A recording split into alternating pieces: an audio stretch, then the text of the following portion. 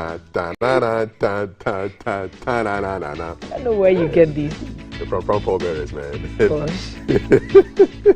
Go and check it. Just Google Pram pallbearers NFT. Charlie, people are making money. Good morning. Welcome to the show. Hope your weekend was sweet, relaxing, and just wonderful. You're welcome to Monday. Thank God it's Monday. No. Can I just go back to sleep? Can we reset the weekend? Go back to Friday. I wasn't ready. I wasn't ready for the weekend to be over so soon. But hopefully you've woken up in good spirits as we have. And we welcome you to GTV Breakfast, made possible by Awake Purified Water and Adonko Next Level Energy Drink. Hey, the Levante boys almost ruined my weekend. The people I wanted to lost. Then these people who are going on relegation, they wanted to. But your Barca won. Thank God for Luke. Eh? Okay, all right. So there's more news in an hour's time on the Breakfast Sports with Mal Titi. So you'll be up to date with all of that. At 6:30, I have a chat with two doctors on non-communicable diseases. What's that all about? And why do they seem to be on the rise? That's my conversation health check at 6:30. Send your questions in 055-556-1034, and I'll come back in the next hour after the sports for the headlines with my guests to look at the stories that made the headlines and that have gotten you talking. So you want to be with us on that. And one of the stories that's still causing people to talk, that's still dominating conversations, are the questions around the economy and the lecture delivered by the Vice President at that TESCON conference. The minority will be having their own take at the table this morning, and we'll be putting some questions to them and they'll be answering some of ours and yours. 055-55-61034 is our WhatsApp number. Reach us on all our social media platforms, Facebook streaming live on YouTube, and we are also on Twitter and Instagram. Okay.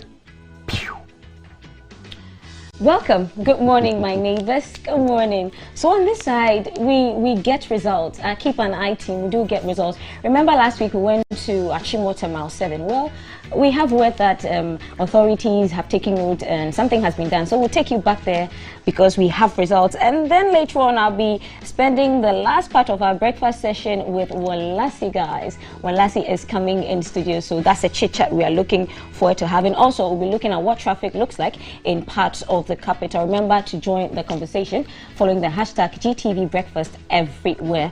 Up to you guys. Thank you very much. As she said, good morning, our neighbors. News coming up in a short while.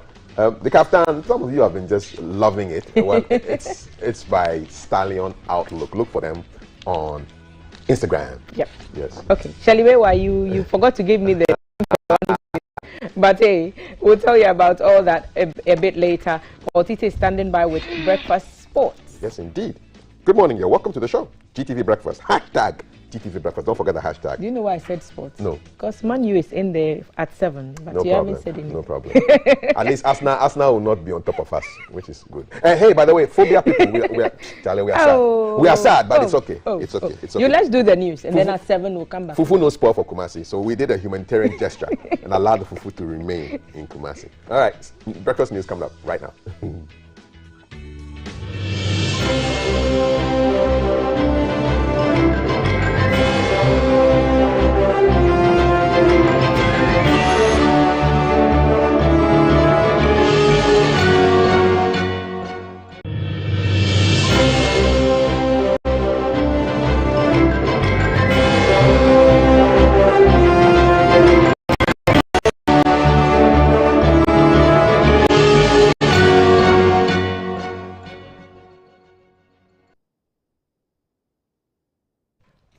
And thank you for joining us on GTV Breakfast News at 6 a.m. I am multi-sider Sadiq stories making headlines. Fix the Country conveners speak on Dr. Baumia's lecture. Also, 2 dead in Akachi after clashes. We'll also take you to the foreign front in France and Pakistan. Movement. Mr. Ernest Owusu Bempa says attempts by National Democratic Congress (NDC) to run down Vice President Dr. Mahmoud Bawumia's on the economy will not suffice, adding that their criticisms are without facts. He assured that President Akufo-Addo is focused on creating an enabling environment for private sector to strive, and recounted some of government's intervention to support workers create employment for the youth despite the global pandemic and crisis that hits the economy. If you live in a country whereby taxation doesn't play a role in the country's development, you have nowhere to go. Especially during this global crisis of pandemic and war, we need to come back home as a country and do policies that can generate funds for development. There is a war going on that has economic repercussions in this country, and nobody should just use that as a political advantage to score just political points to suit their own political whims and caprices. But we need to look at the crystal ball and say that despite the shocks, despite the problems that we are going through, Ghana is working under Akufo-Addo. Ghana is working. Go across the globe, in America and in Europe, you cannot afford even a cooking oil from a supermarket, just a common grocery. You cannot get it. Fuel prices are escalating at a level that it has never happened in the history of the world for over 30 years. People are queuing for fuel in almighty Britain. We are not saying the MPP government is a saint when it comes to managing the economy. But let's look at those alternatives who are making noise all over the places and telling us that they are the alternatives.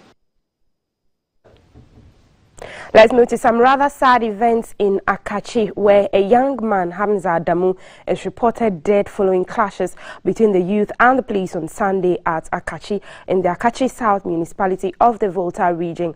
Master Adamu is alleged to have been killed by live bullets from his in the crash. Earlier, a police riot van is reported to have rammed into 3 youth on motorcycles, leading to the death of one of them. This was during a hot chase by the police after suspecting them to be culprits of a recent robbery. The youth were said to have gone rampaging in protest of the alleged involvement of the police in the death of the young man on the previous day.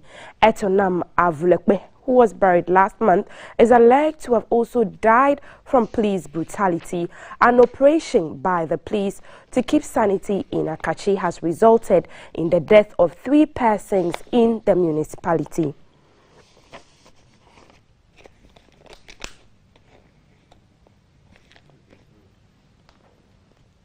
Let's move to education now, where the OT Regional Education Directorate has appealed to the Education Ministry to consider completing projects which are at various stages of construction. Authorities expressed worry that during the period under review, some projects were undertaken, with some ongoing and others nearing completion but since abandoned. The project, which was due in October 2020, is being constructed by SEMA Construction Engineering Limited. The completion time has elapsed, but the project is still 35% complete. On a tour of the OT Regional Education Office project site, the OT Regional Minister Dr. Joshua Makubu and the Deputy Education Minister Reverend John Ntimfojwo wanted to find out what exactly caused the delay in executing the project. The contractor was not on site, and there was no sign of any serious work ongoing. The team, however, met a worker who conducted the ministers and their entourage around the building. He was unable to explain why the project is at a standstill. The Deputy Education Minister described the situation as a setback. Clearly, the contractor has not demonstrated commitment, and therefore what we are interested in is whoever will complete it and within the period and to the quality that we have planned. The regional minister, Dr. Joshua Makubu, said he is disappointed. The only alternative left now is to get the contract terminated, bring in a new contractor to finish it and house the education directly. Currently, the Regional Education Office is being housed in a 6-unit classroom block at the Buemai Senior High School in Jasikai. To our chopology story of the day, and it's one of the best students' companion, especially when the pocket or chop box is dry. It is easy to prepare at a good cost too, and it's filling. Back in the day, those who ate gari soakings were regarded as broke. But that story is different today, with this snack or meal selling at mind-blowing prices in some big hotels in the country. Gari soakings is very popular in Ghana and has gari as its main ingredient. So other accompanying ingredients are sugar, milk and water. Groundnuts and ice cubes are optional, but you may want to add them as they give an exceptional taste. As the name implies, it is made by soaking gari in water and milk to upgrade its taste and nutrition. First, pour gari in a bowl or cup as suits your fancy. However, care must be taken for the right amount of gari as gari is self-raising. Add sugar, groundnuts or milk if using powdered milk. Pour water in the mixture while stirring at the same time. If using evaporated milk, add it at this point while stirring the mixture for creamy goodness, and finally add the ice cubes. Voila! Your gari soakings is ready. Yummy! This meal is a savior to many a rumbling tummy needing a quick fix. In recent times, some hotels in Ghana have added this local food on their menus, giving it interesting names like cassava flake smoothie. However, some additions like using coconut water instead of water and adding diced coconuts to the gari soakings for an exotic treat have stepped it up a notch. Coconut water is high in potassium and low in calories and carbs, while promoting healthier skin and aiding hydration.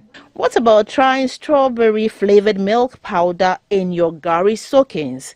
See, it is amazingly heavenly.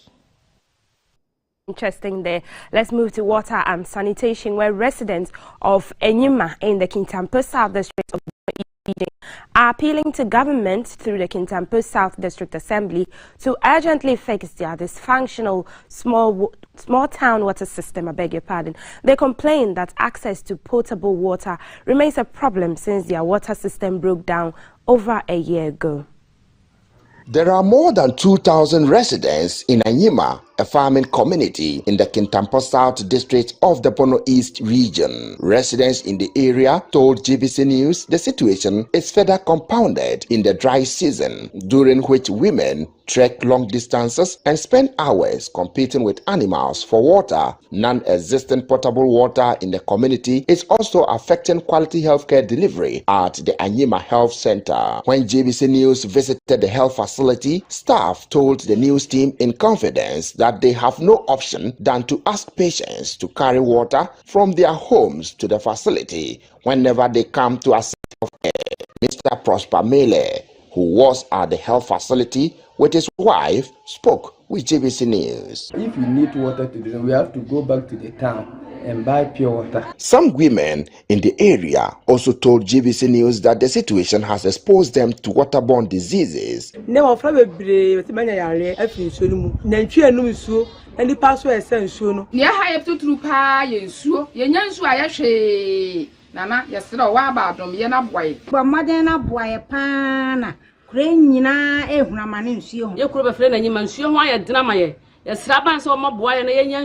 A unit committee member of the electoral area, Mr. Stephen Ajay, is worried about the situation.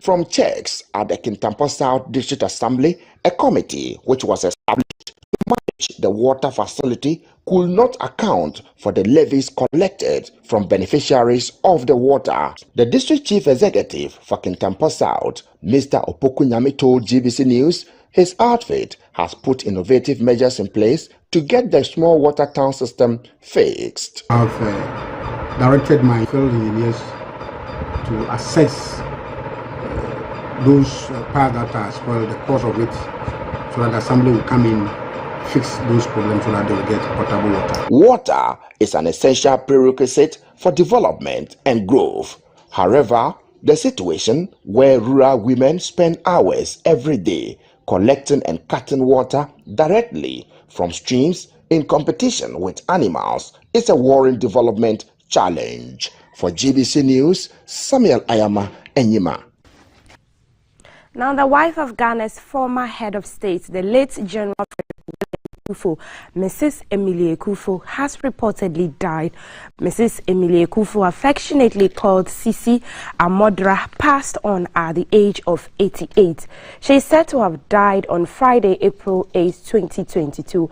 Emily's husband, General Akufo, was head of state and chairman of the Supreme Military Council in Ghana from 1978 until his overthrow by Jerry John Rawlings on June 4, 1979. Mrs. Emily Akufo was the first lady of Ghana during that period. Following the execution of her husband, Mrs. Akufo spent the rest of her years at Ekropong in the Eastern region. The octogenarian was a teacher by profession.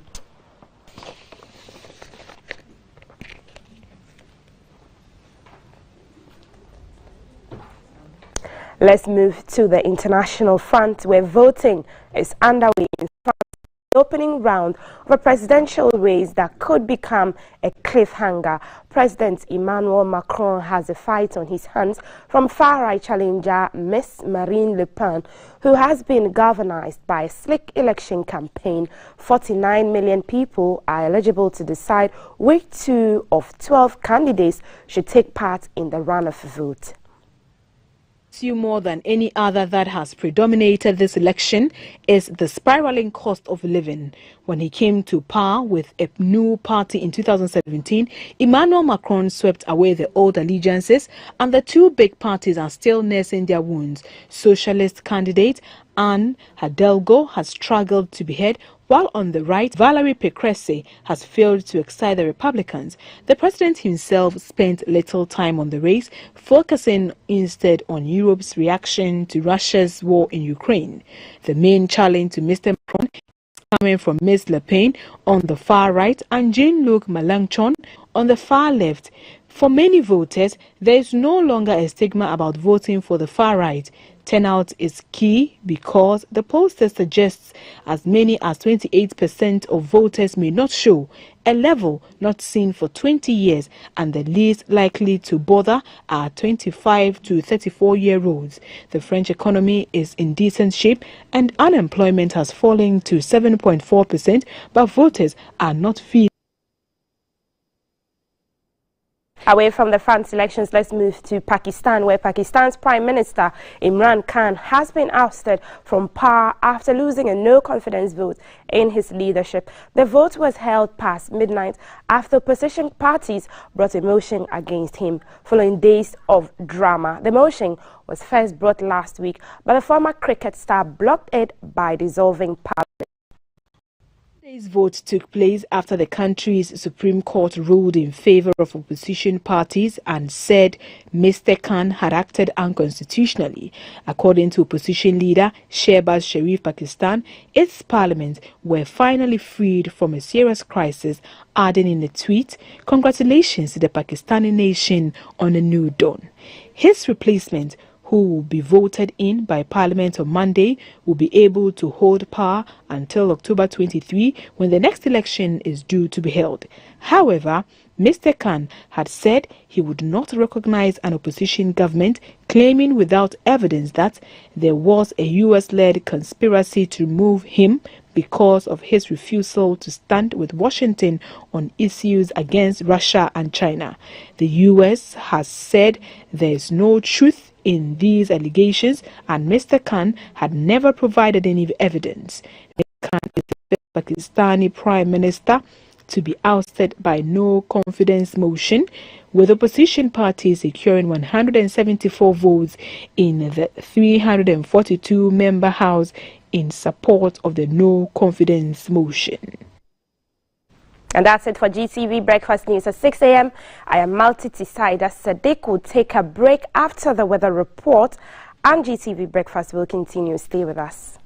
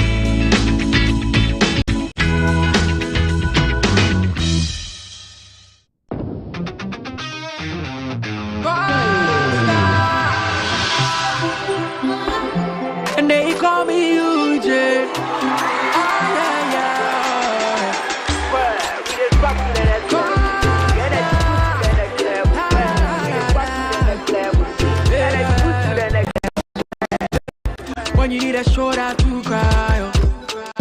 Run on my pamper, so we try our suicide. Hey, let bygone be bygone. I didn't see what I'm gonna do. We dey go straight to start. I'm gonna take you to next level. My baby, oh yeah, yeah, yeah. The energy next level. Back baby, oh yeah, yeah, yeah. I'm gonna take you to next level. My baby, oh yeah, yeah, yeah. I don't go next level. Excessive drinking can be detrimental to health. Not recommended for persons under 18 years, lactating mothers, pregnant women, and people sensitive to caffeine. This advertisement has been vetted and approved by the FDA.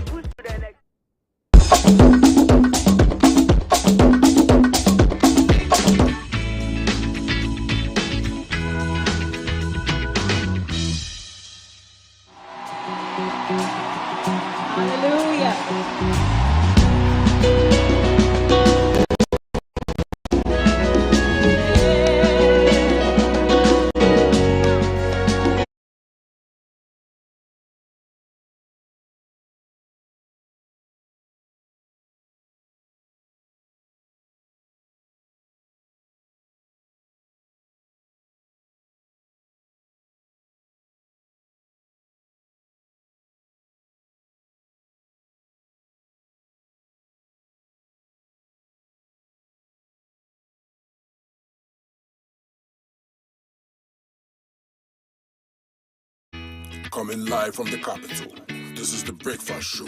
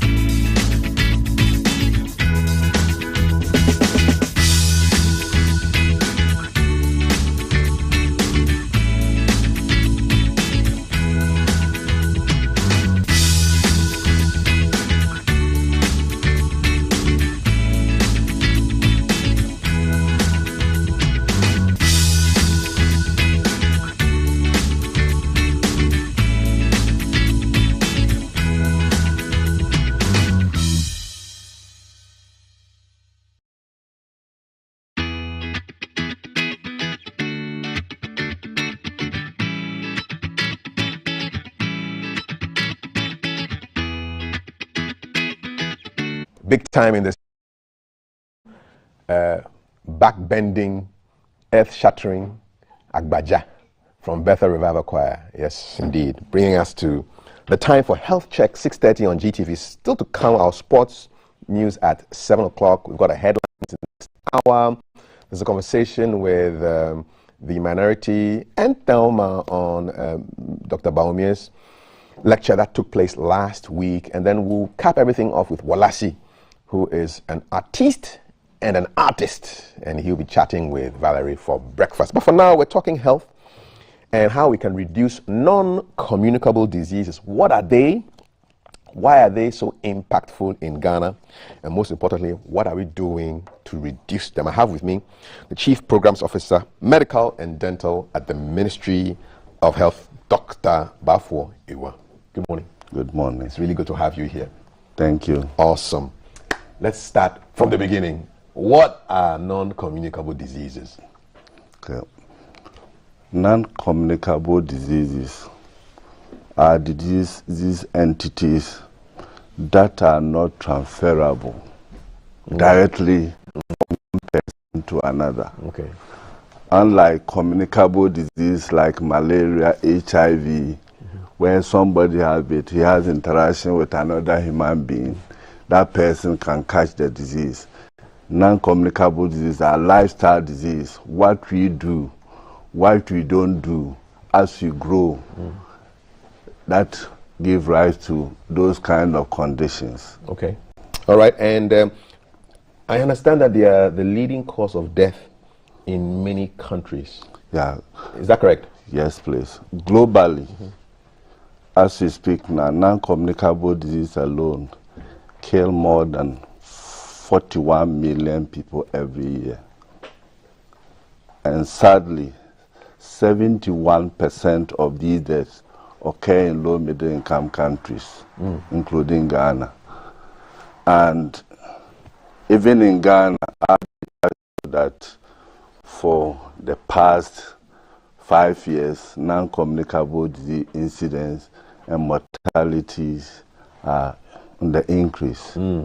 Give us some examples of some non-communicable diseases. Non-communicable example is cardiovascular diseases. Heart diseases, right? Yes, heart, hypertension.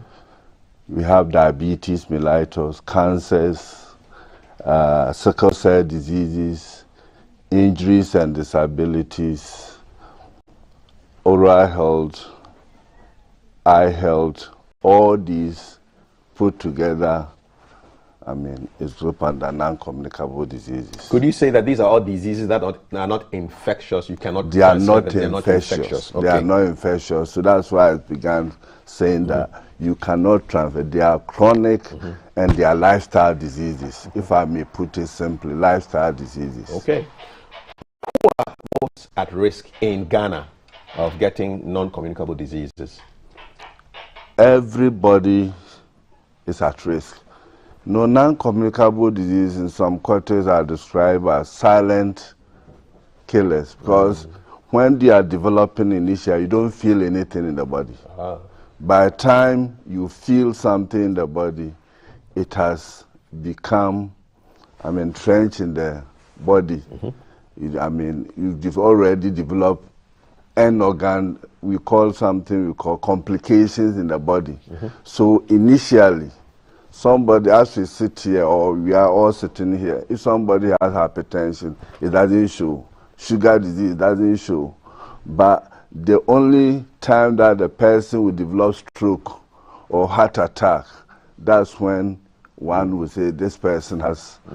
So that is the sad part of that condition, and it makes it scary. Yeah, I was just going to say that's quite scary. It's scary, yes. You're there, you don't know what happened. It's happening to you because you're not checking, and then boom. Boom. That's what non-communicable disease. And you know, these days, all of us, we hear somebody has developed stroke, somebody has developed heart attack, that this person with heart failure, that be here and there. Yeah. Those sudden death cases. Yes. So it is likely that it could have been a non-communicable disease that wasn't caught early. Yep. Which then presupposes that testing and checking should be paramount. That's why we are mounting this advocacy, that you don't need to feel something in the body before you go to hospital. Periodically, everybody at any point in time should go to a health facility and get health check. And the common thing that we can check is your blood pressure, your blood sugar. They will check your weight and height and do what we call body mass index. And then take blood, your urine, to check whether they are normal, because everything that happens within in the body will show in these small techniques. Your blood pressure, if it is normal, if your blood sugar is normal, another blood profile, they are normal. And one can say largely you are okay. You talked about periodic checks. How periodic is your periodic? Periodic, it's also age specific. Let's take from when, infants are born. These days they send them for weigh-in immunization. Okay, that's for the newborns. Then, when you are going to school, they will ask you to go and do some medical checkup. Yes, indeed. Okay, when we are going to university, when we are going to work, these are all health checks. But unfortunately, when we go once, that's the end. That's the end. And these days, Ministry of Health is promoting, and it's something that we are doing. We started setting up wellness clinics, and in the course of time, with the passage of this NCD policy that we are going to implement, we want to institutionalize it so that it becomes part and parcel of our daily routine, that like maybe GBC, you come here, your management should make sure people go for health checks. Yeah, so that at each point in time, you know the health status of staff. Awesome. We've got a clinic there, yes. And I know you can take your various tests, the sugar, the blood pressure, the BMI. It's possible to be done there. So, but what is preventing Ghanaians from periodically checking? Like you said, they'll do the check just to enter into a work situation or university, and then that's the end. Is it because of the cost of checking? I would say one, ignorance and lack of education. And as I said earlier on, these are conditions that don't show anything, no signs and symptoms. So you are there, you don't feel anything. What will compel you to go for health check? The thing is almost devilish. Yes. You're not feeling anything. Yes, so that's why I say lifestyle is what you eat, what you drink, whether you walk or not. All these are things that contribute to your well-being or ill health. So if we develop that constant attitude that we are doing maybe regular exercise, checking your weight, height, checking your sugar, blood pressure, we do. But that education has not gone down with people. Okay?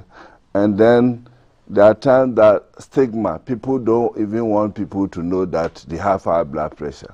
They have diabetes. Really? Yes. Why? People don't want to know. We don't understand. It's not infectious. Yes, it's not infectious. Because it's only when, if you have a problem, you have to admit there's a problem. That's the beginning of solving it. But if you don't know there's a problem, how can you even that's solve why we are saying every adult, it should become a routine that from time to time you go for health check. For adults, how often in a year should you be checking these things? I would say it depends upon your risk status.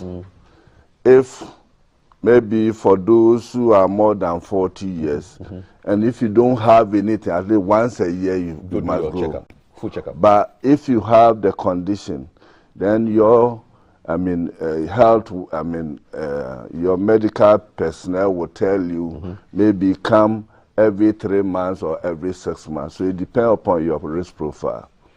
If we were to put the non-communicable diseases in Ghana in a league table, which of those diseases will be at the top? Say top 3. What are the top 3?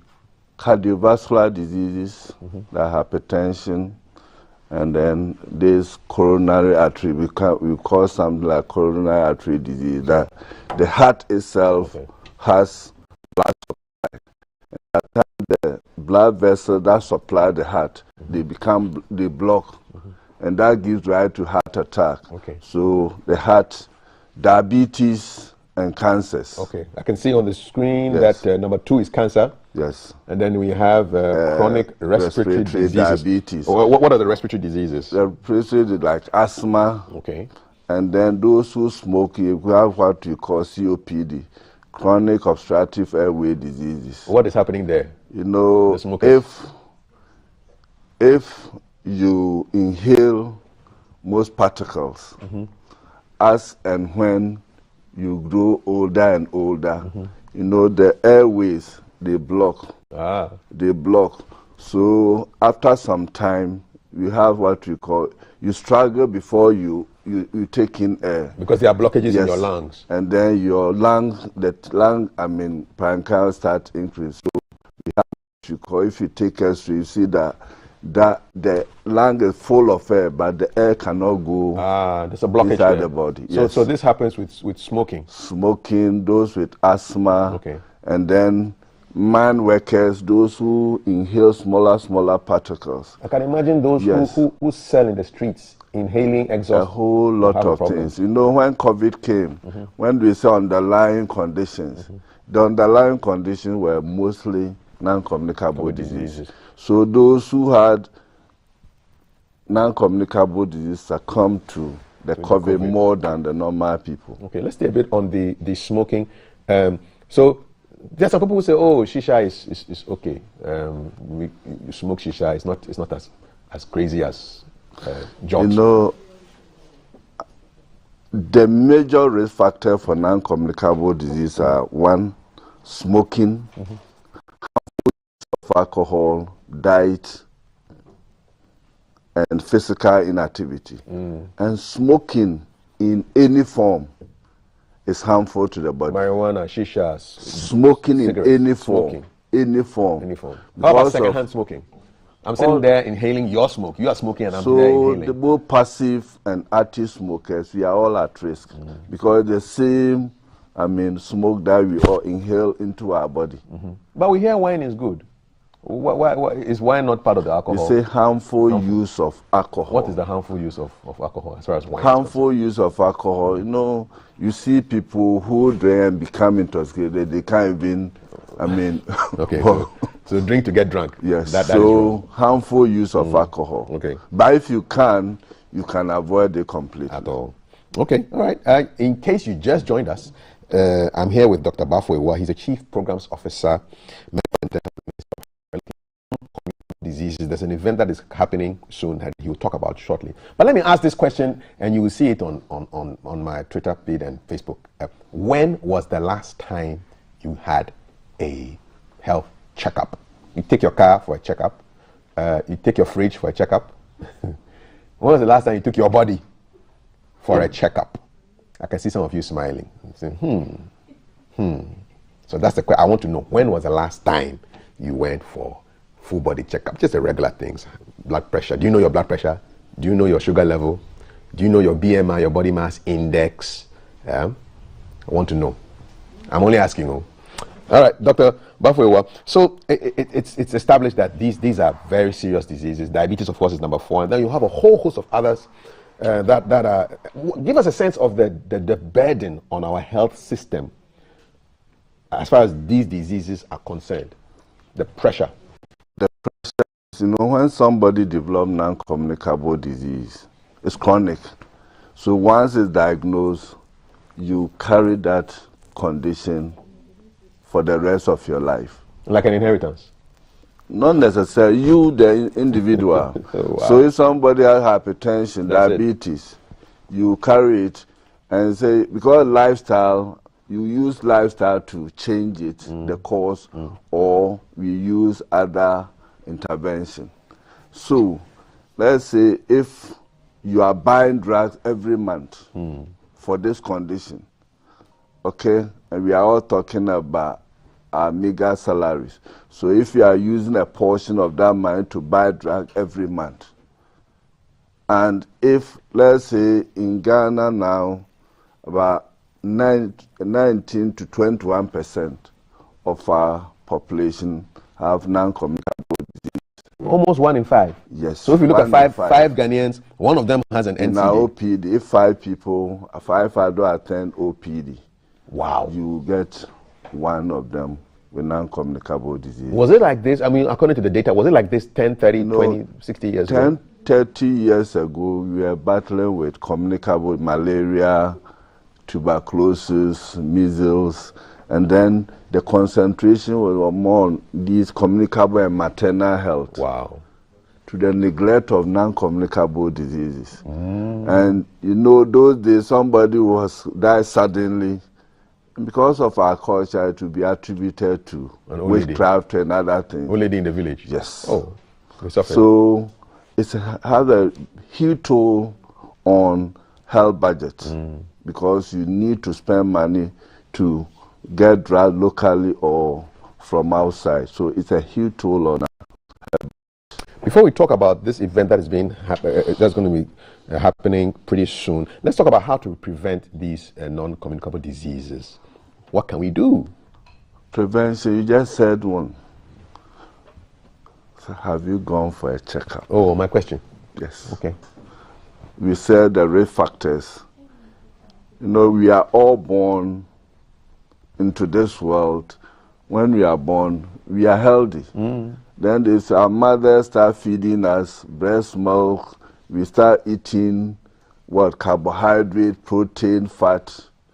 And over a period of time, either you become obese or we become stunted, kwashiorkor or whatever. So whatever we eat and whatever we drink and our movement, these are the things that lead us into non-communicable.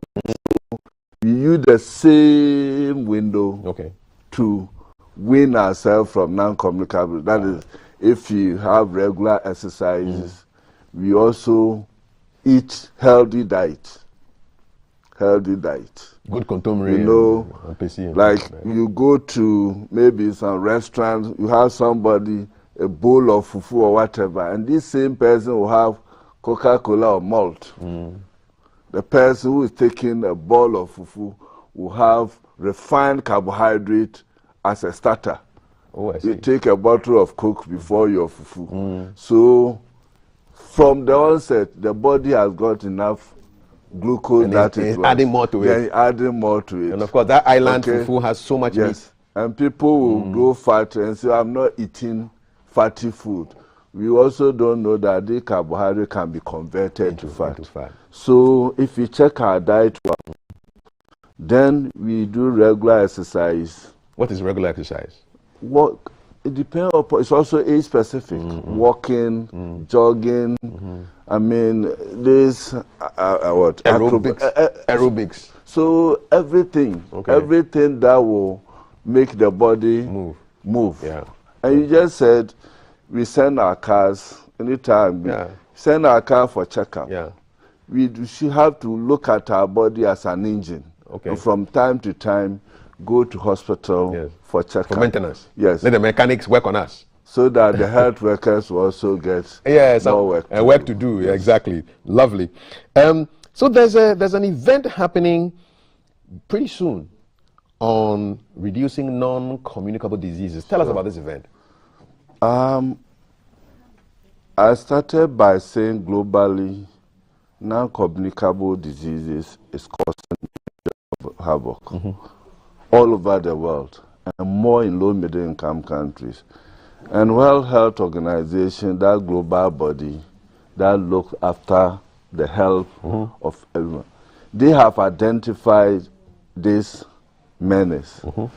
So they've come out with that non-communicable diseases are causing a major threat.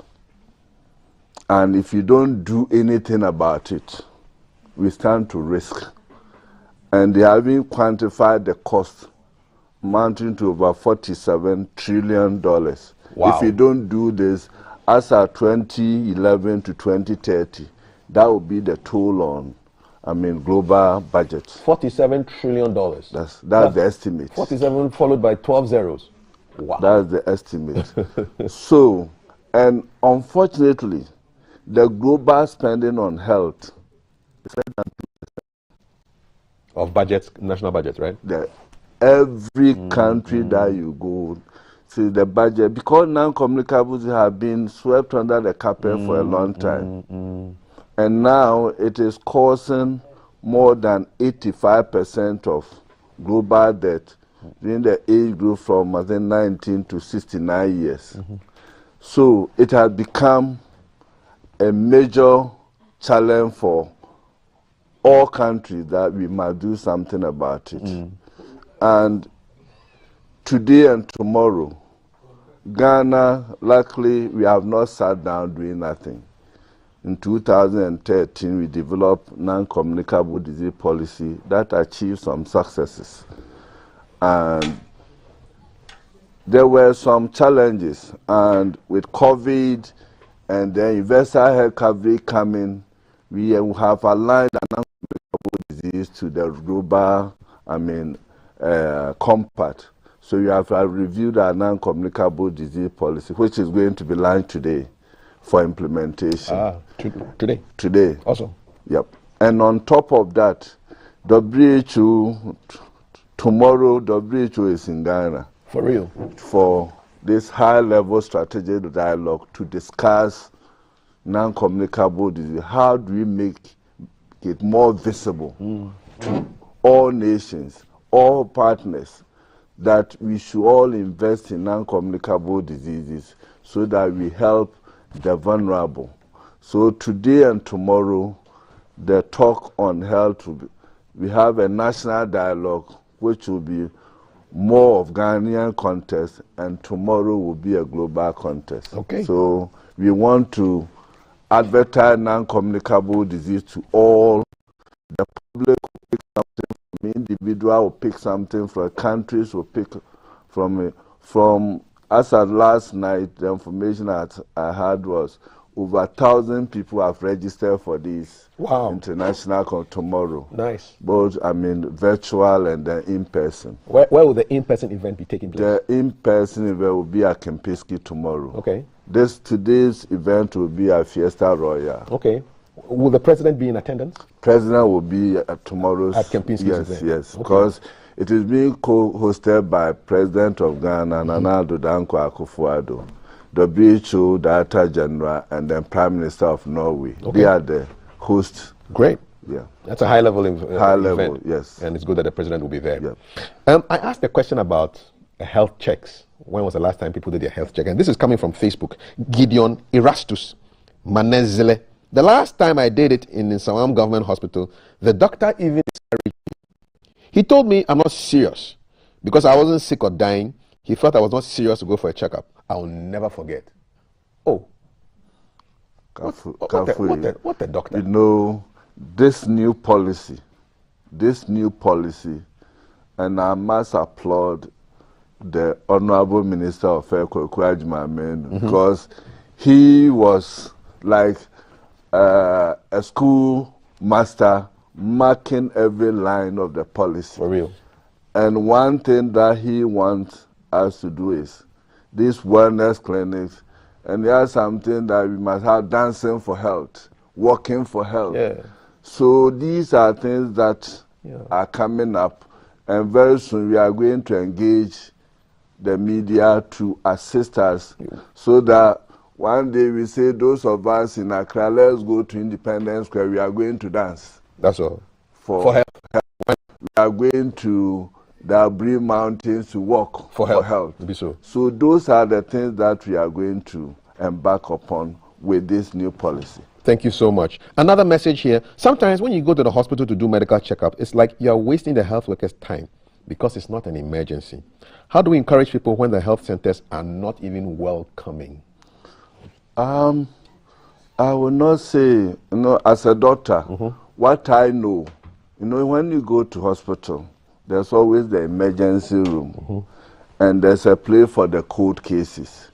If you are going for health check, you must also be sensitive to those who have come with emergencies.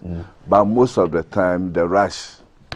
Because if there's an emergency, obviously no health worker will attend to the person who doesn't have symptoms. That's the more reason why we want to set aside places for wellness. So you go there and say, people, there will be a desk there. I'm coming to check my blood pressure. I'm going to. So this is what a specialized part of the hospital. Yes.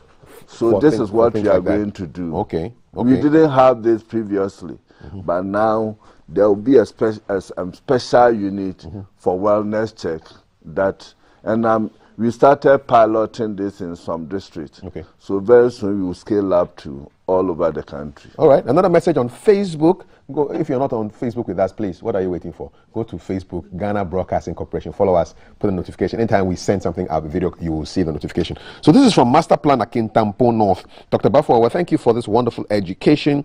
Ghana, we have a great future with such intellectuals. God bless you and protect you abundantly. So somebody is really happy with the education that you are giving on non-communicable diseases. The question is still there on Facebook and on WhatsApp.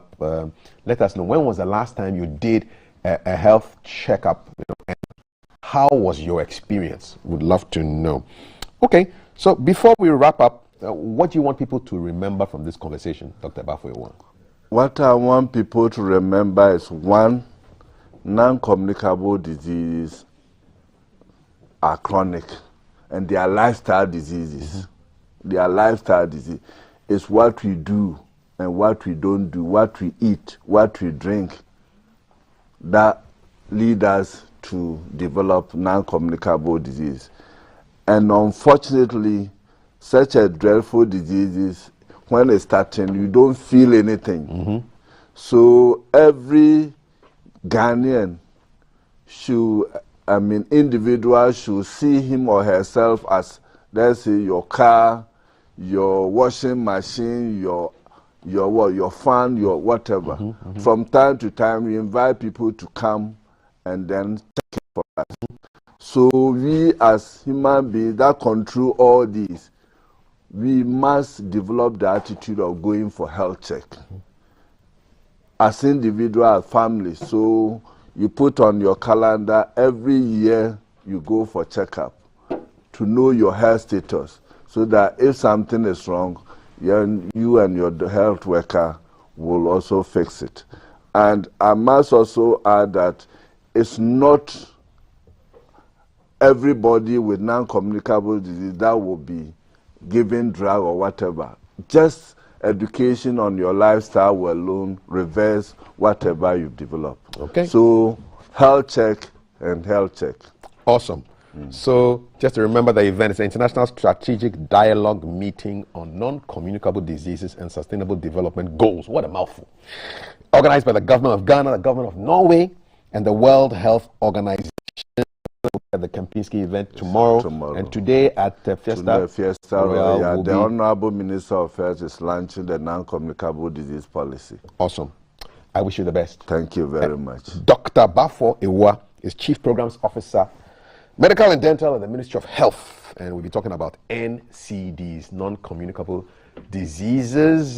Still to come, we've got our headlines at 7:20 thereabouts, and we have a conversation on the minorities' take on Dr. Baumia's economic lecture, and Dr. Cassiel Atu Forson, former Deputy Finance Minister and ranking member of the Finance Committee, will be having breakfast with Thelma Na Taki. Keep your questions coming in 055-556-1034. When was the last time you did a health check? Maltiti, Thelma, Valerie, Alan, Jay, Kafui. All right, we've got the sports coming up. I'm going to hide because this Liverpool woman is just going to terrorize me with results I don't want to hear. But she's here. She's fasting, but she's ready. She's ready. Fast or no fast, she's going to give you the sports news. Maltiti up next at 7 o'clock with breakfast sports. Don't go anywhere.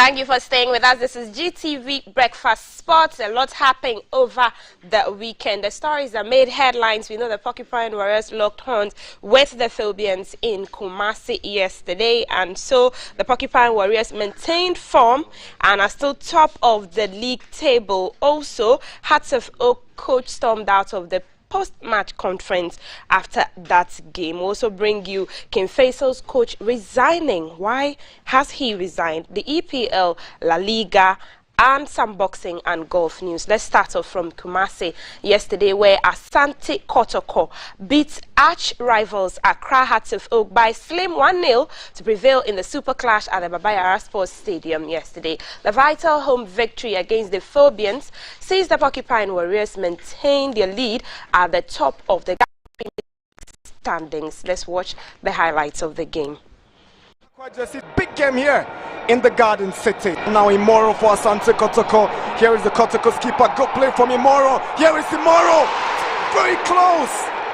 Good pass to Awako. Awako's cross.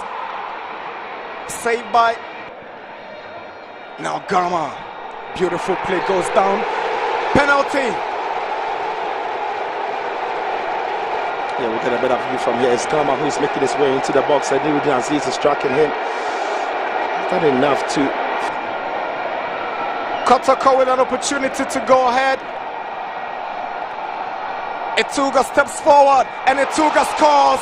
The Porcupines up by 1-0, easily converted by Etuga. It's Kotoko 1, Hearts 0. When you need him to step up, he always does, Etuga. And that is the finish. Here is Nuruddin. Now Fatal Mohammed.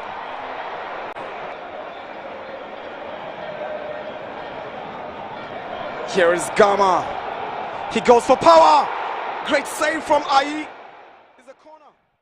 I hope the Phobians are not doing so much. I mean, it's 1-0, right?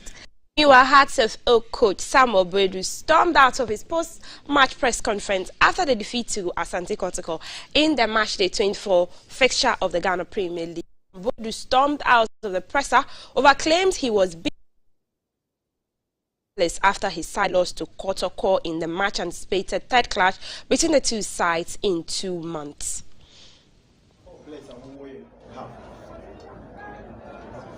You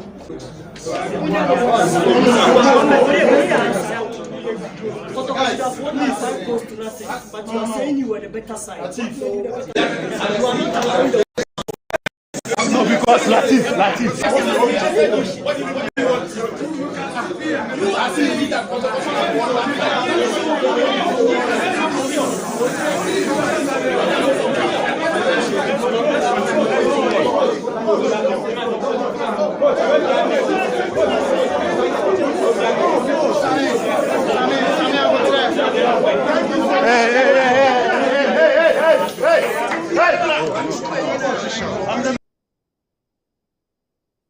Times ahead in the Ghana Premier League. Look at King Faisal's head coach Nuruddin Amadou is reported to have resigned from his post after their defeat to bottom-placed Elmina Sharks on Sunday. The 1-0 loss at the Park Kwesi Ndum complex condemned the Kumasi-based club to their 6th straight defeat since they beat Wafa 2-1 in Sogakope. They have slipped in 13th on the table, 29 points from 24 matches. Let's look at the standings now on the table. And Accra Lions beat Karela United on Saturday 1-0. Ashanti Gold beat Wafa by 6 goals to 0. On Sunday yesterday, when Asante Kotoko and the Phobians met, it was a 1-0. Bechem United beat Bibiani Gold Stars by 1 goal to 0. Brekum Chelsea beat Legon Cities by 1 goal to 0. Dreams FC and 11 Wonders, it was a 1-1 draw. Elmina Sharks beat King Faisal, whose coach has resigned, by 1 goal to 0. Great Olympics, Olidade beat Adriana Stars by 2 goals to 1. Mediama SC beat the Lions of the North RTU by 2 goals to 1. A lot of 1 goals to 0 over there. Let's look at the standings on the table now. The Porcupine Warriors, Asante Kotoko, are leading with 52 points, maintaining their momentum there. Bechemi United in pursuit with 44 points. Adriana Stars with 39 points in third place. And Great Olympics also with 39 points. Hearts of Oak is somewhere in the fifth position or sixth position with 36 points. Let's look at the bottom three on the table. 11 Wonders, 25 points.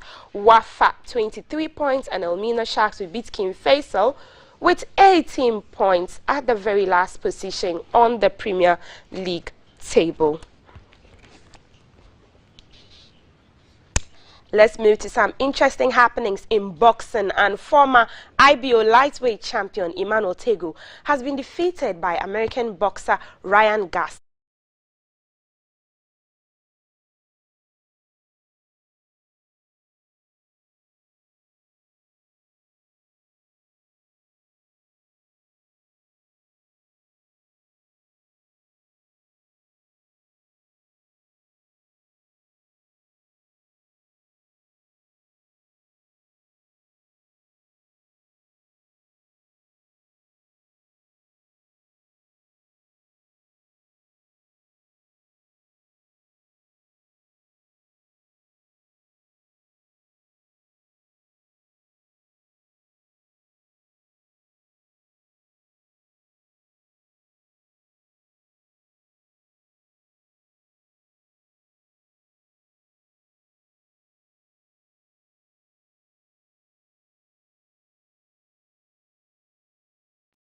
Coming live from the capital, this is the Breakfast Show.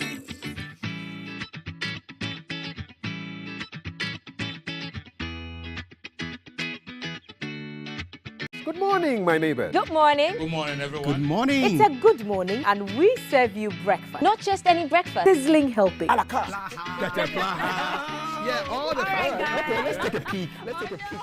I brought my spine. There are certain things that we do to help the children with their brushing. And there's much more on offer on GTV Breakfast. You want it served buffet style? On-site restaurant. Complimentary breakfast? Off of your plate should be vegetables. So in my lifetime, I haven't seen Ghana Black Stars win an African Cup. Can I show what this person is about? Yes, definitely. Where's the camera? Stand and turn. So what's your pleasure than Votras, yeah? At that time of the morning.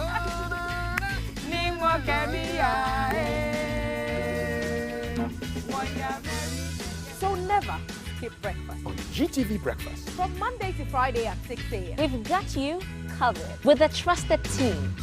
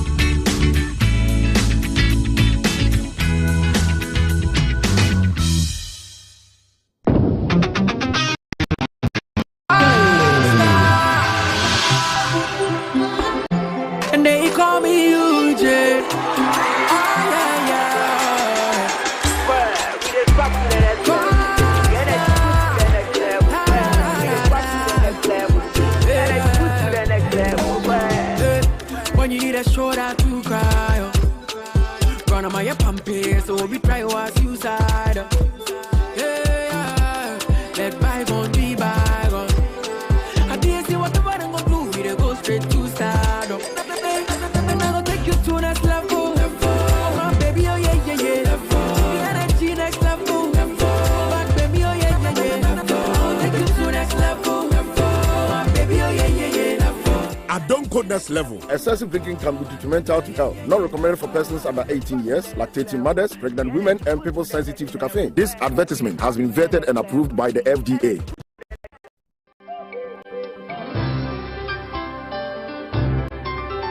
Oh, today he has been extra sweet, and the way he looks at me. I have done everything by the book. It's on. Hey, but I have to get some condoms, Charlie.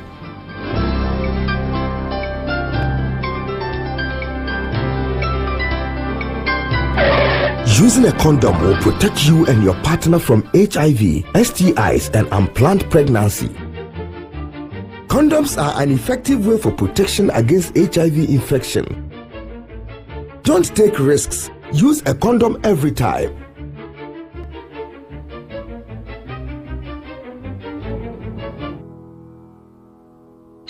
Always come prepared. This advert is brought to you by the Ghana AIDS Commission and Ghana Health Service.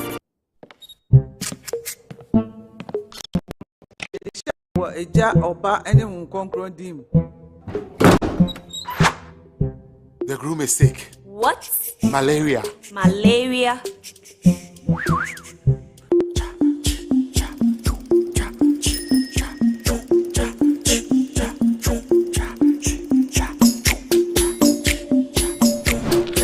Worthy. Azar Group is 100 years and continues to achieve greatness. Main brands which were in the company are Azar Tex, which is an emulsion paint, texture paints, which we were the first people to produce it in Ghana, and Azar Gloss, which is oil paint. We were the first people to produce the carpenter's glue. Now we have new products like silicone paint. Join Azar Group celebrate 100 years and to create another brilliant 100 years together. Hey, tell me what? Tell me what? Hey, tell me what? Tell me here. They mama worry me. Watch me, you come 1 week, Mr. Oh, now who papa? Yes. Boga, now then. Senior, name me any more. Cut down, my business is a collapse. I'm out of balance. So we take quick credit, Inka. Quick credit? Yes, quick credit. Who pesika? We are government and a private worker. Who pesika they are till hot so. We are busumi ejuma. Who yes sikadi bibin tempai so. Quick credit be ma loan. And what you are kakra. Na ene just some kesi ene say. A collateral free loaner, susu, savings, account opening, and a deposit as MBL. The here say, Ghana card. 2022 year, 1 year Juma, now one hour young. Who need excuse here? Quick credit to 03022 00390 and 05969 20833. But see now quick credit.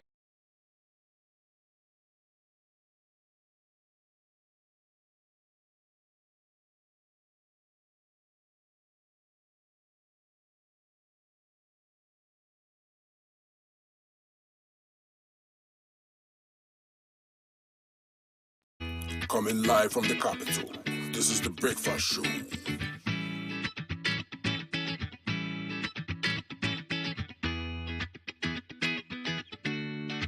Good morning, my neighbors. Good morning. Good morning, everyone. Good morning. It's a good morning, and we serve you breakfast. Not just any breakfast. Sizzling helping. Yeah, all the time. Okay, let's take a peek. I brought my spine. There are certain things that we do to help the children with their brushing. And there's much more on offer on GTV Breakfast. You want it served buffet style? On-site restaurant. Complimentary breakfast? Off of your plate chicken vegetables. So in my lifetime, I haven't seen Ghana Black Stars win an African Cup. Yeah. Can I show what this written on the back? Yes, definitely. Where's the camera? Just stand and turn. So what's your pleasure, Dan Votras, yeah? At that time of the morning.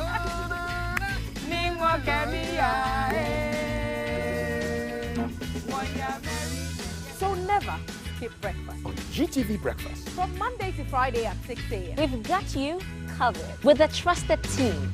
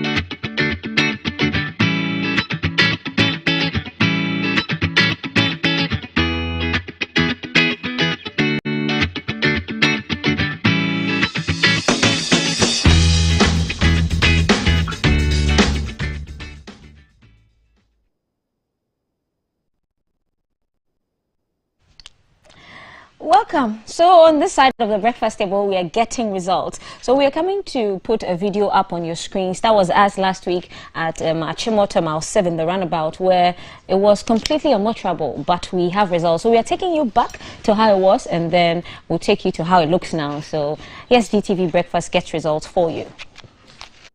Township in order to be able to drive through. But what is really very interesting about this road, Val, is this particular spot.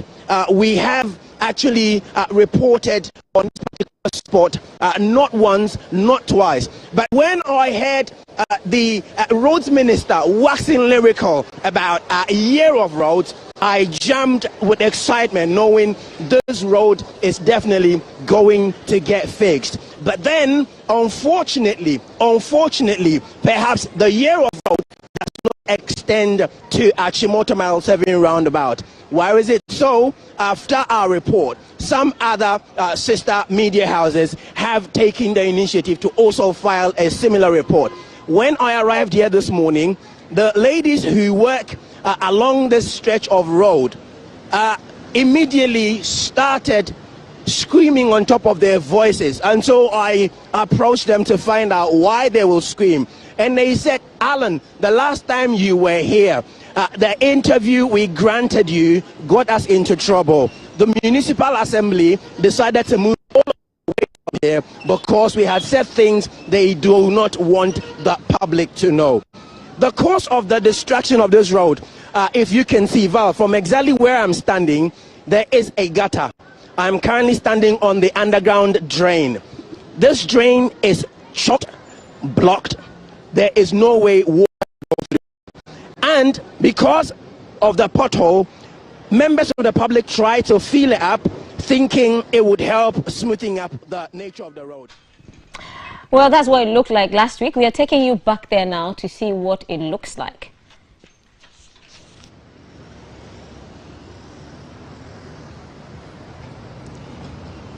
Hi, good morning, Valerie, and welcome once again to the Achimota Mile 7 roundabout.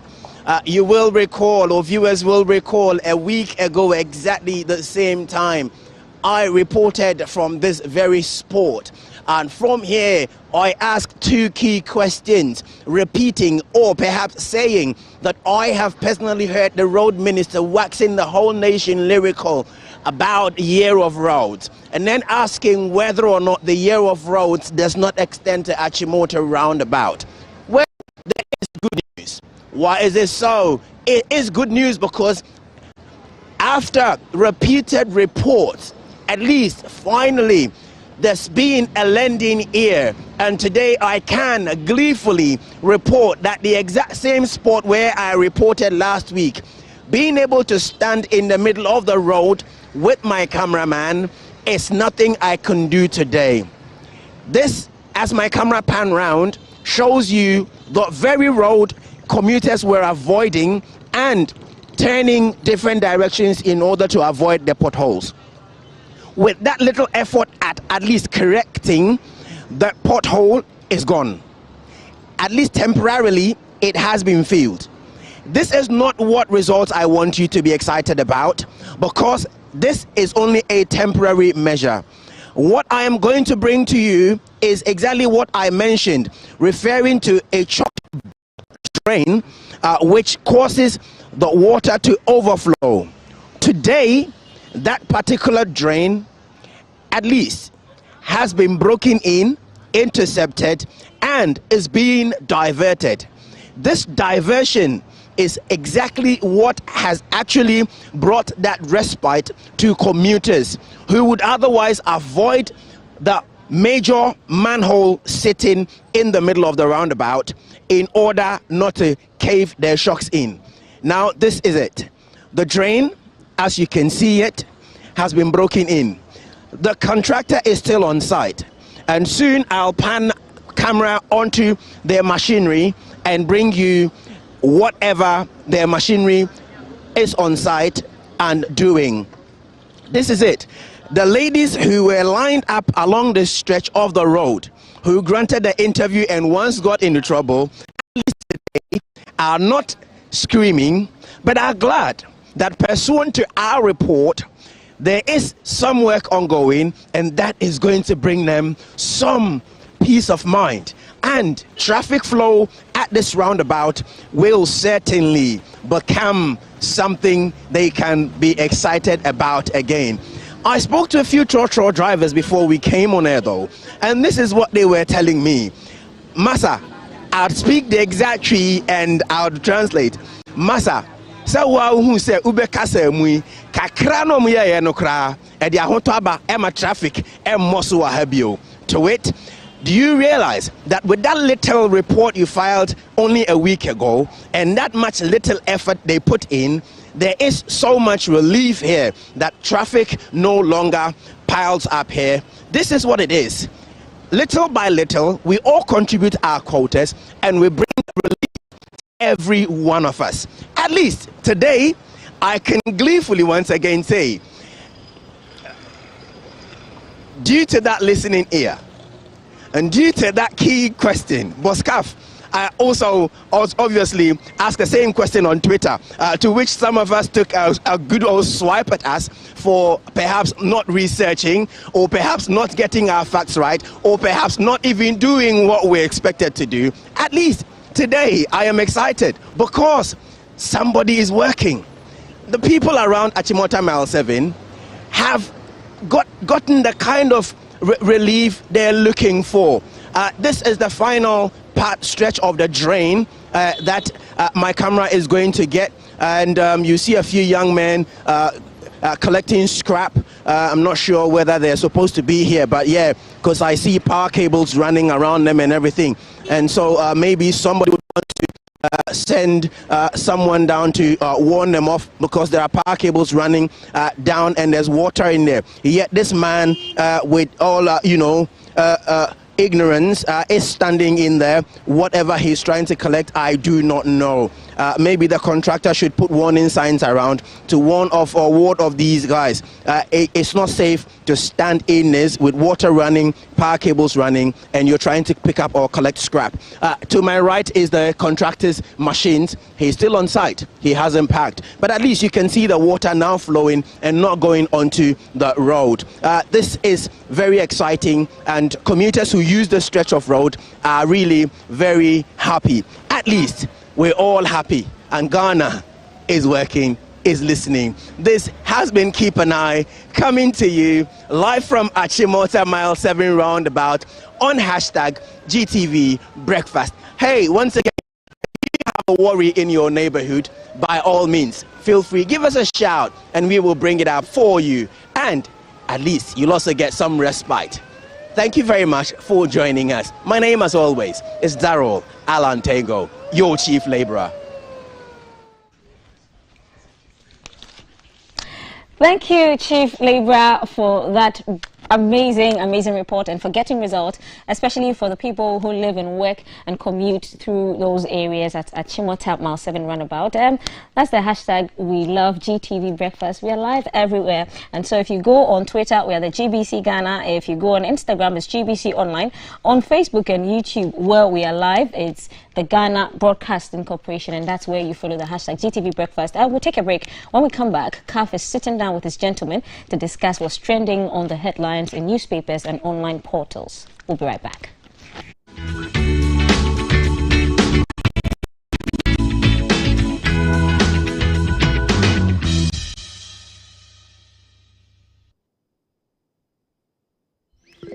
Wow.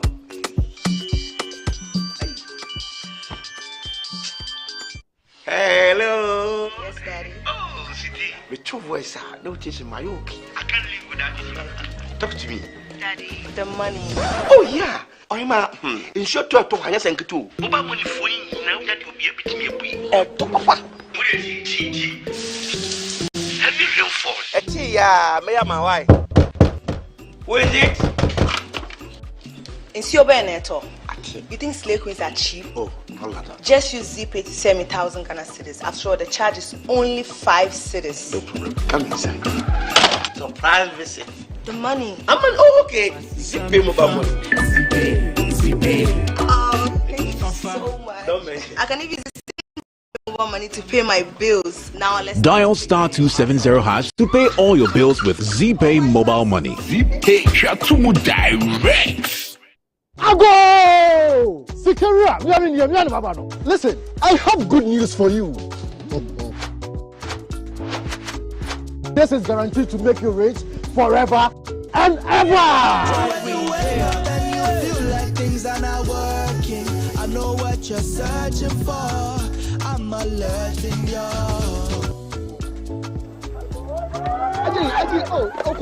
Ajay, madam, please. QNet does not make false promises. What did Mama tell you? Report suspicious activities at 0256 630 005. Remember to stay safe. Mama and QNet are here for you. Don't forget what Mama said.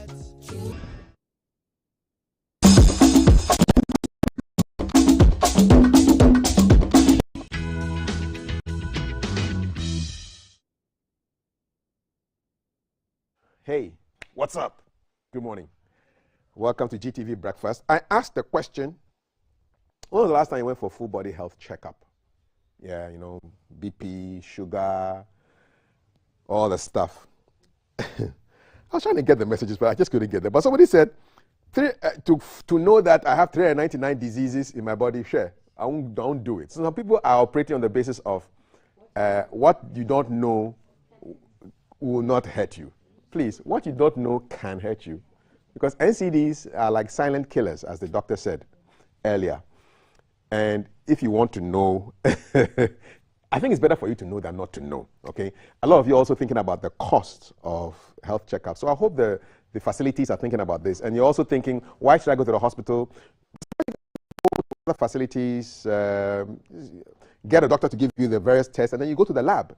And then go do it there, because it's labs really. They'll take your samples, your blood, whatever, and then you but it's important for you to do your body checkups so that you know what's going on and catch things early. All right, we'll get more messages on that. But on WhatsApp, please let us know, 055-556-1034. When was the last time you had a full body health checkup? Okay, it's now time for headlines. Let's check out what's happening in the news. And my guests are seated and ready, willing and able to deal with the discussions. Dr. Kweku Ananijinde is a lawyer and a lecturer and a corporate governance expert. Doc, good morning. Good morning. Are you a health checkup guy? Well, I do it almost every 3 months. I did the last one in December. Nice. Yeah, when I went to Germany. And then in April, 15th April, I had an appointment at Gimpa. Straight up? Yeah, I do it every 3 months because we have the facilities at Gimpa, our own lab, our own doctors. Okay. That's why it's good to work at Gimpa. Yes. Do they charge you? Do they charge you? No, Gimpa, we don't staff, we don't pay anything. Oh, it's a free. What do they start from the crown of your head to the sole of your feet? Everything. It's because Gimpa is quite a unique institution. We call it sui generis, one of its own kind and characteristics. You know, we generate our own money, pay our staff, almost 800 workers. We generate our own money and then pay our workers, our doctors, our lab technicians. We do that. So if you have good leadership, good structures in place, Ghana can work. Okay. So you're like an independent republic of Gimpa. Independent republic. Financially, we don't depend on anything from government. We don't get anything. So it is the people who are working at Gimpa. They are making it work. I can see the Gimpa all over you. Thank you very much. You're welcome. My other guest is Bernard Odotechi, BOT, Regional Coordinator, Entrepreneurs, West Africa. When was the last time you had a health checkup, my brother? I'm not a fan of checkup. Oh, Cho. I remember the... You're not a fan? I'm not a fan. What you don't know doesn't kill you. Hey! Really? Look, let me give you a good story. There was this guy who went to do HIV test, right? Prior to that, he never knew he had one. And then the very day he was told he has AIDS, the next 2 weeks he died. Well, he had lived with AIDS for like 7 years back. Whatever you don't know doesn't kill you. But was it not infecting the women you were sleeping with? Well, they also don't know, so it could be the flip side. But I believe whatever you don't know, ignorance at times is good. So you don't know your blood pressure level? I know my blood type. But not the pressure? No. True. Look, the first time I was in hospital was when I had a gunshot. Yes. If not that, I had no business going there. To the hospital. I eat well, I sleep well, I drink well. That's it. I don't eat people. That's me. I eat well, I drink well, I think well. So what again? Why must I waste my time envying people?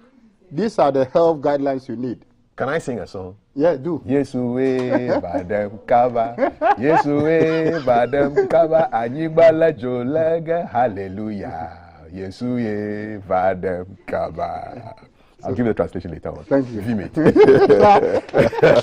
We're going into the news headlines right now. Daily Graphic, they're talking food. Government restricts maize, soya beans exports to ensure food security. Okay.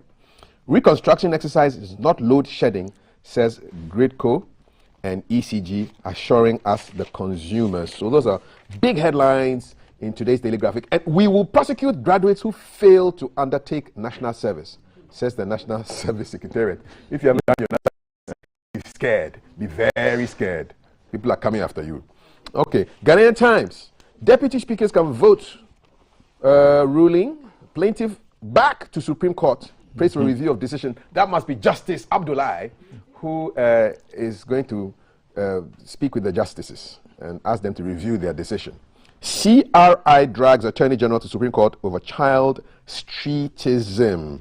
And CRI is Child Rights International. Picture there of Mr. Brighter Pierre, also dealing with Supreme Court issues. The Ghanaian Observer, digitalization has dealt a big blow to corruption, says Dr. Baumia. And Daily Analyst leads with, it wasn't necessary for Baumia to speak on e-levy at recent lecture, says Minister for Information, Opong Nkrumah. Let me start with power issues, because there was a story going around over the weekend that we should get ready for 11 weeks of doomsaw. And it got a lot of people worried and thinking, hey, what's going on here? Do we have to go buy box irons and, start folding our clothes and putting them under our mattresses before we go to sleep? We used to do that when we were in boarding school, with a wooden board. You put your clothes there, then you put your mattress on it. As long as you don't wee on your bed, you're cool. Right?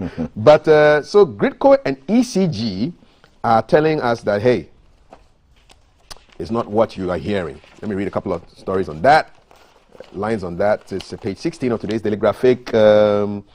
So the management of Gridco, the Ghana Grid Company Limited, has assured the public that the reconstruction works it started recently will not lead to load shedding, popularly known as doomsaw. So a joint statement was issued by Gridco and the Electricity Company of Ghana, saying reconstruction work on Gridco's transmission lines had commenced since last Saturday, and they've assured the public that the work will not orchestrate power outages. So the background to this is doomsaw has returned like a movie sequel to Accra and would go on for 84 days. This was in reference to a public statement issued by the company last Friday announcing it was going to reconstruct its transmission lines from Achimota to the Malam substations, and that would result in power outages. So they are calming our nerves. Good corporate governance. Well, thank you very much, Kafui, for having me. And greetings to my people at Kitampo and then at Bamboy. As usual. Yes. I can't do without them. No, one day I'll come and visit. You come. You are most welcome. I'll come and visit. You see, as a corporate body, yes, what you need to do is always to keep your customers on board. You need to carry your customers along, because at the end of the day, you rely and depend on your customers for your survival, or your clients, whatever you call them. You depend on them and rely on them for your survival and their sustenance. So anything that is going to create doubt in the minds of your clients, your customers, or whoever you are dealing with, you have to try as much as possible to avoid it. So it is good that as a corporation, you come out and then put structures in place to avoid that in the first place. But the reports going on that we are going to have load shedding. You see, I've also read it somewhere. But it is good that the companies themselves have come out to give us these assurances. But assurances to me is not enough. Back it up with action. I think we've lived in a country where there's too much talking and then too little action. And I don't think it's going to be the case here. So it's good to assure the public and then let us be rest assured that we are not going to experience doomsaw again, because doomsaw has its own repercussions. The discomfort that it causes, the disruption it causes to businesses, and then the loss of earnings that it brings along. So I think it is good to hear them assure us. But please, it shouldn't just be just verbal assurances. We want to see real work on the ground.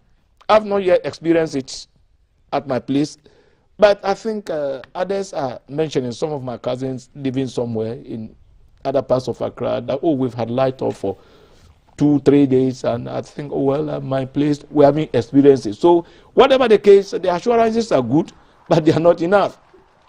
We want to see action on the ground so that we don't get back to these old days where there will be too many complaints and then too many discomfort and people will have to lose their earnings. Think about it. Without electricity, the barbers, the tailors, the hairdressers, industry cannot survive without efficient and reliable supply of power.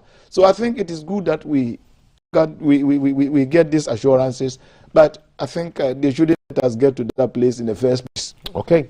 Bernard, we whole situation is it's also a customer service situation, isn't it? Right. Respecting your customers, sure. Making sure that the customers don't suffer too much discomfort because of work that you are supposed to do. They should not suffer. Do we get that orientation? Do you get that orientation in Ghana that public bodies and authorities and organizations think about the customers? Yeah, let me say good morning to your viewers and your listeners. Kafu, if you look at in the past, our economy fundamentally has been the agrarian type, whereby it was more agriculture and the industry. But in recent times, if you look at the rebasing structure of the Ghanaian economy, the service sector has taken up the lead and contributing more to GDP as compared to the agriculture sector and the industry sector. Now, that should tell anybody that service delivery and service provision is very key. Don't forget that in the real business environment, it is said that the customer is the king or the queen. That is so mostly in the private sector. But if you have parastatals and SOE, the state-owned enterprises, some of these values are not built in them. For example, if somebody works in, let's say, assuming ECG were to be a private-led organization, Greatco, Netco, and Vero, etc., assuming if they were to be private-led, the kind of customer service would have been very different. But because these organizations are quite parastatals and SOEs, the kind of, the speed with which service is being delivered is quite slow. For me, we would love to see more Talk-and-Do public service. They have to talk and do. Talk-and-Do. Talk-and-Do. It shouldn't be just about giving lip service, you say this. But you see, I think it is more doom, so more than doom. So I see it to be a doom. That is how I see it. They are talking about the fact that people are thinking of Doomso is going to be real. Careful, we've gone beyond Doomso. I think I have a region yesterday night. And in Ablekuma, some areas have not had light for the past 3 days. This is more than Doomso. Could it not be some kind of some fault with Careful, we need to go back. You see, this whole issue is about the issue of the PDS. And remember the Million Challenge account wanted to give Ghana some huge amount of money. And then task the government of Ghana to make sure that they get private people to be the consignor. You remember those kind of PDS and those saga. Now, because government could not put it house in order, we lost that chunk of money from MCA, Millennium Challenge account. So as of today, the issue of Greatco, Netco is about liquidity, it's about cash. It is the money that is not there for investment. Because you see, for these transmission lines and all these things, remember former President Kufuor did his part and got us the MCA amount. And he was able to improve the electricity system, the transmission lines, etc. And in the Compact 2, Ghana was led organization to handle that. But this government could not agree. And that is why the PDF finally became a board agenda. So clearly it is a financial challenge. It is not about ECG or Netco is doing, Greatco is doing reconstruction work. They should tell Ghanaians the truth that it's about financial challenge. Because you see, you will need a huge capital injection to do these transmission lines.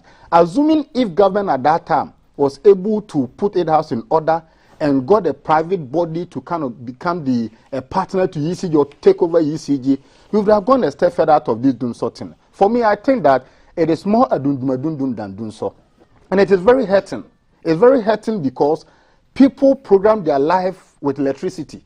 And once you don't have constant supply of electricity, it doesn't make life comfortable. Those who have lived in Asia, in Europe, and dog will bear me witnesses. There are countries that they don't have lights out. And even if there's a lights out, it won't go back to hours. if we want to do 1D, 1F, the base should be energy sector. So for me, I'm pleading with the government. Government should come clear. The thing is beyond doom so. And from where I am and what I'm experiencing, I see it to be more adundum so. And indeed, if Gridco will be very honest to Ghanaians, they should tell us the truth. It is true you are telling Ghanaians that you are doing reconstruction. But where I sit and what I'm experiencing in the greater Accra, my area, my locality, is more than doom so. Doc? Well, I think you just mentioned that I have to be very honest.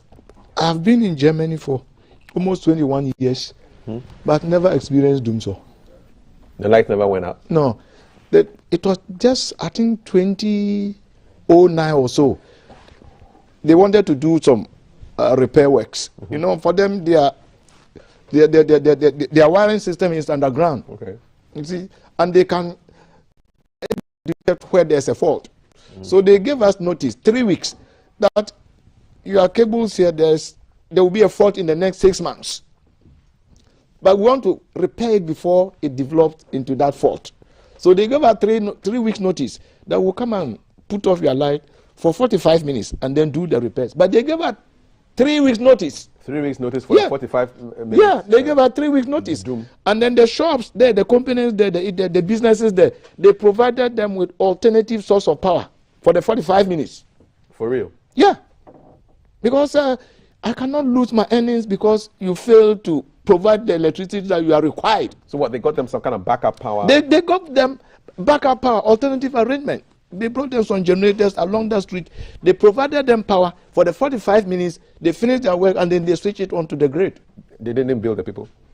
No, it is your duty to provide me with electricity.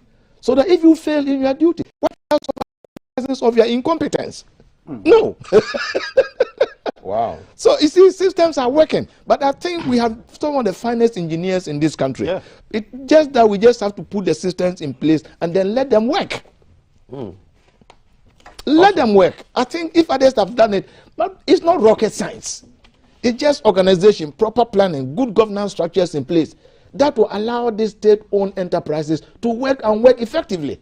But because of too much interference, I hear the ECG boss is in big trouble now. Yeah. Because if he decides to put off the light at Kotoka, a call comes. Master, switch it back on. The man wants to do professional work, but we are not allowing him to do. We are not allowing him to do his work. State-owned enterprises, most government institutions, most of them owe. They are not paying. Don't they have budgetary provisions for electricity? Why are they still owing ECG? And if the man wants to take the right decision, there's a call from somebody.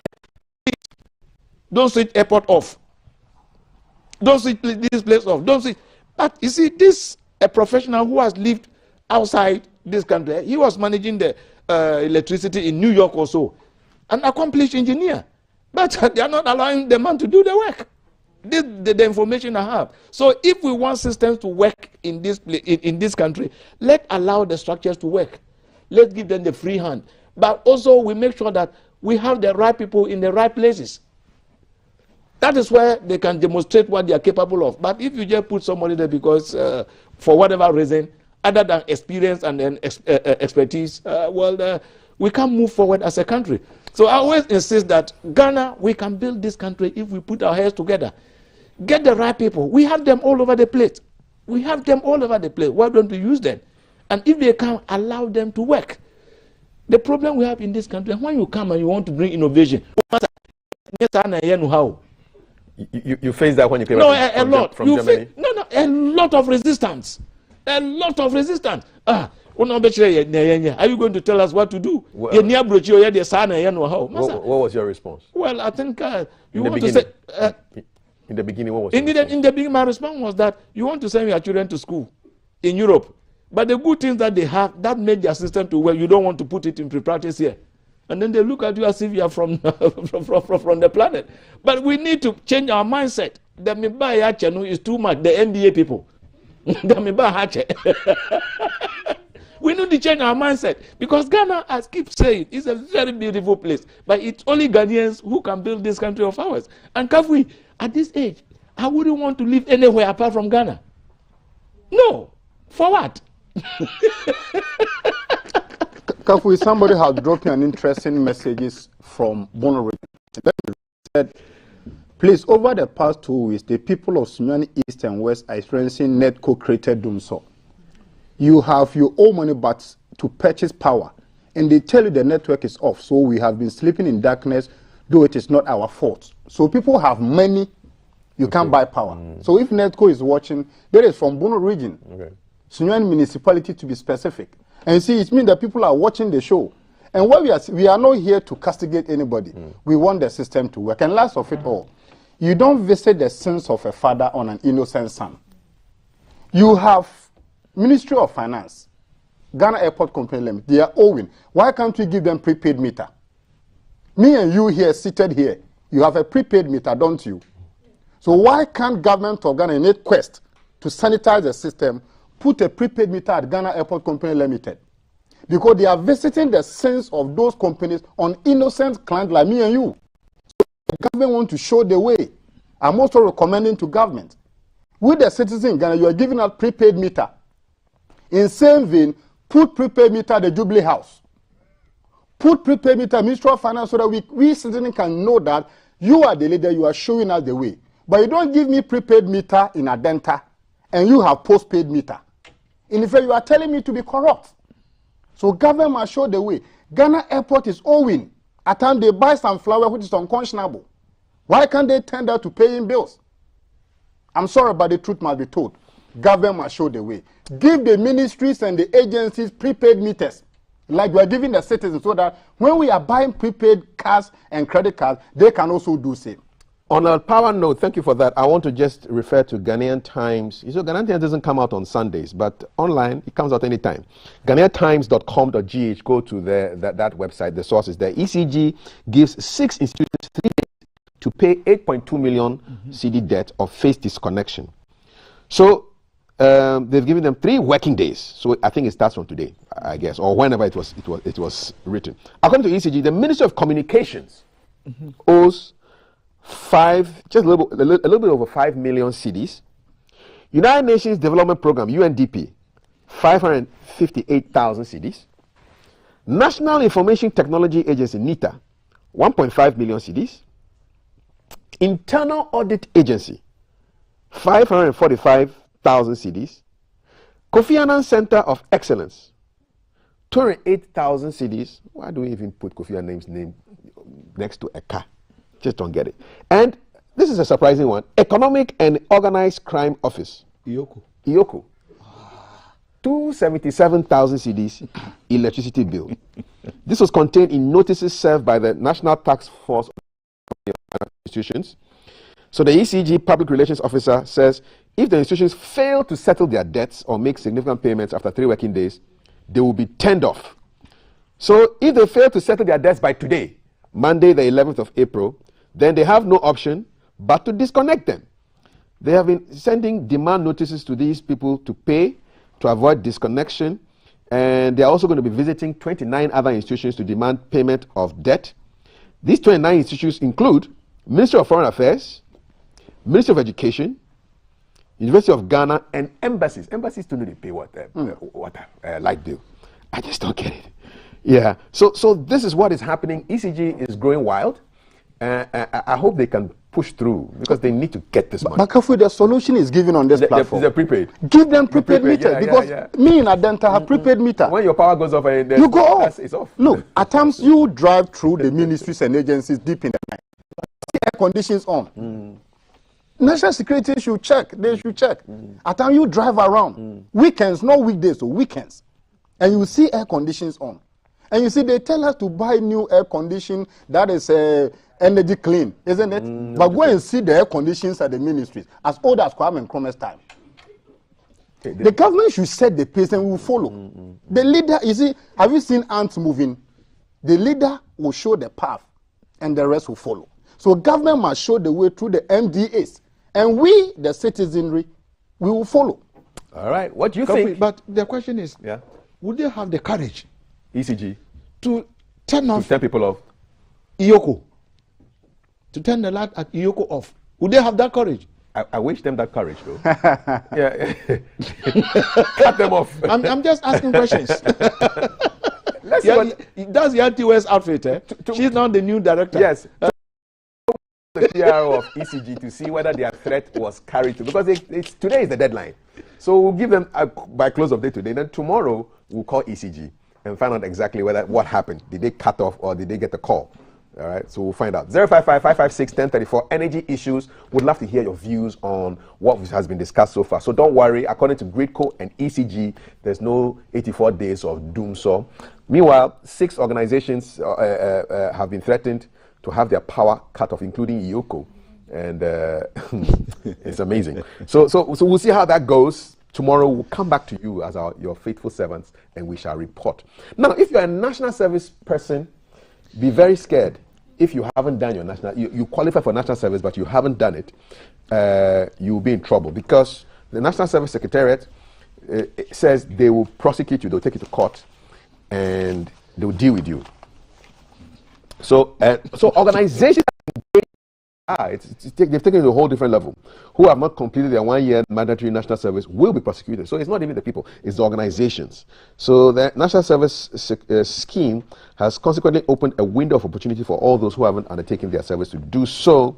And so Mr. Osei Esibe Entry says those who missed the opportunity to do their service in the past could enroll for the 2022-2023 service from today to Thursday, June 30. So you have about 3 months, 2.5, 3 months to make sure that you do your national service. It's almost like national compulsion.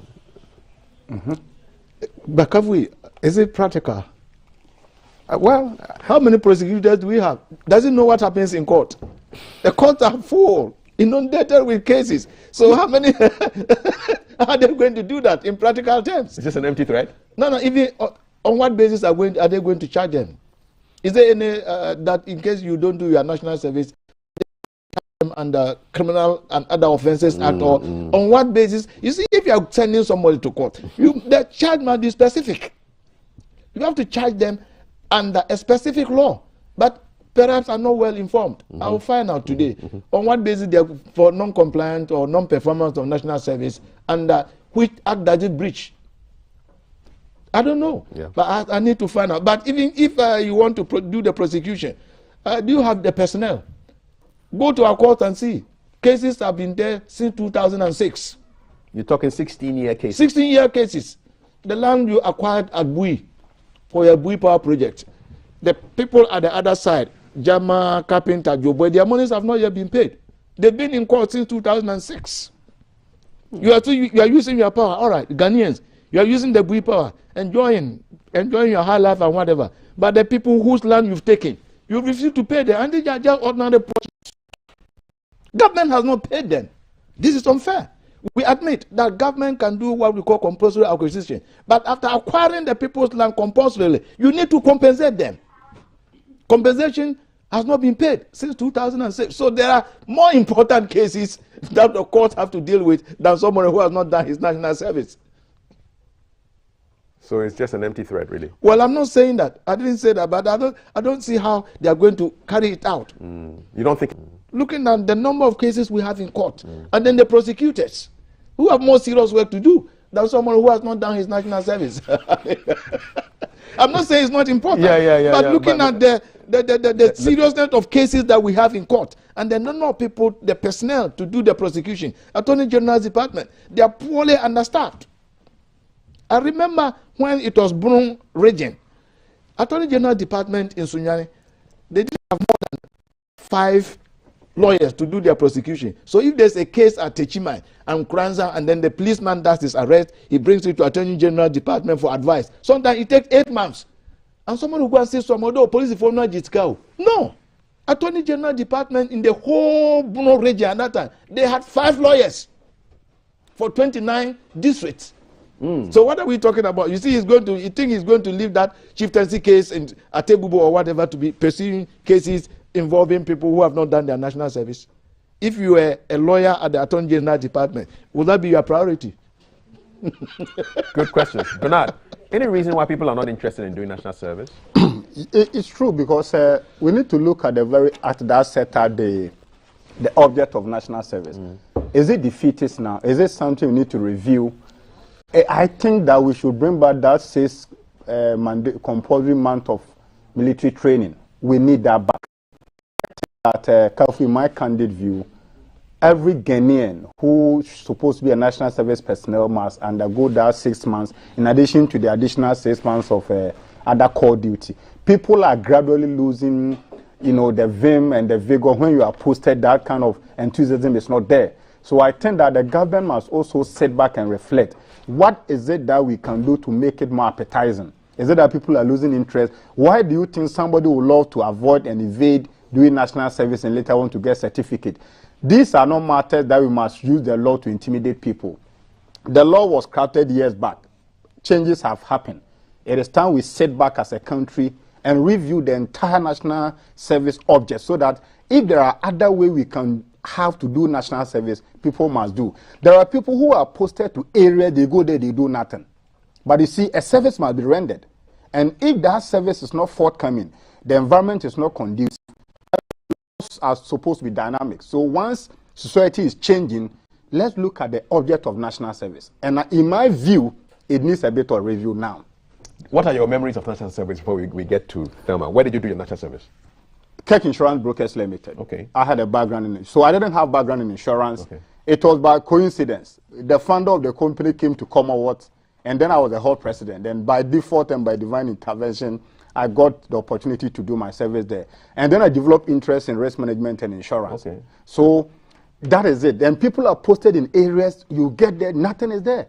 I have colleagues of mine who were posted to areas, they go to the area, there was nothing. So they were kind of, I don't know how to put it. So but yours was a positive experience. Positive. Okay. It gave me an insight into insurance and the risk management world altogether. Okay. And I think that other people also want to genuinely do service.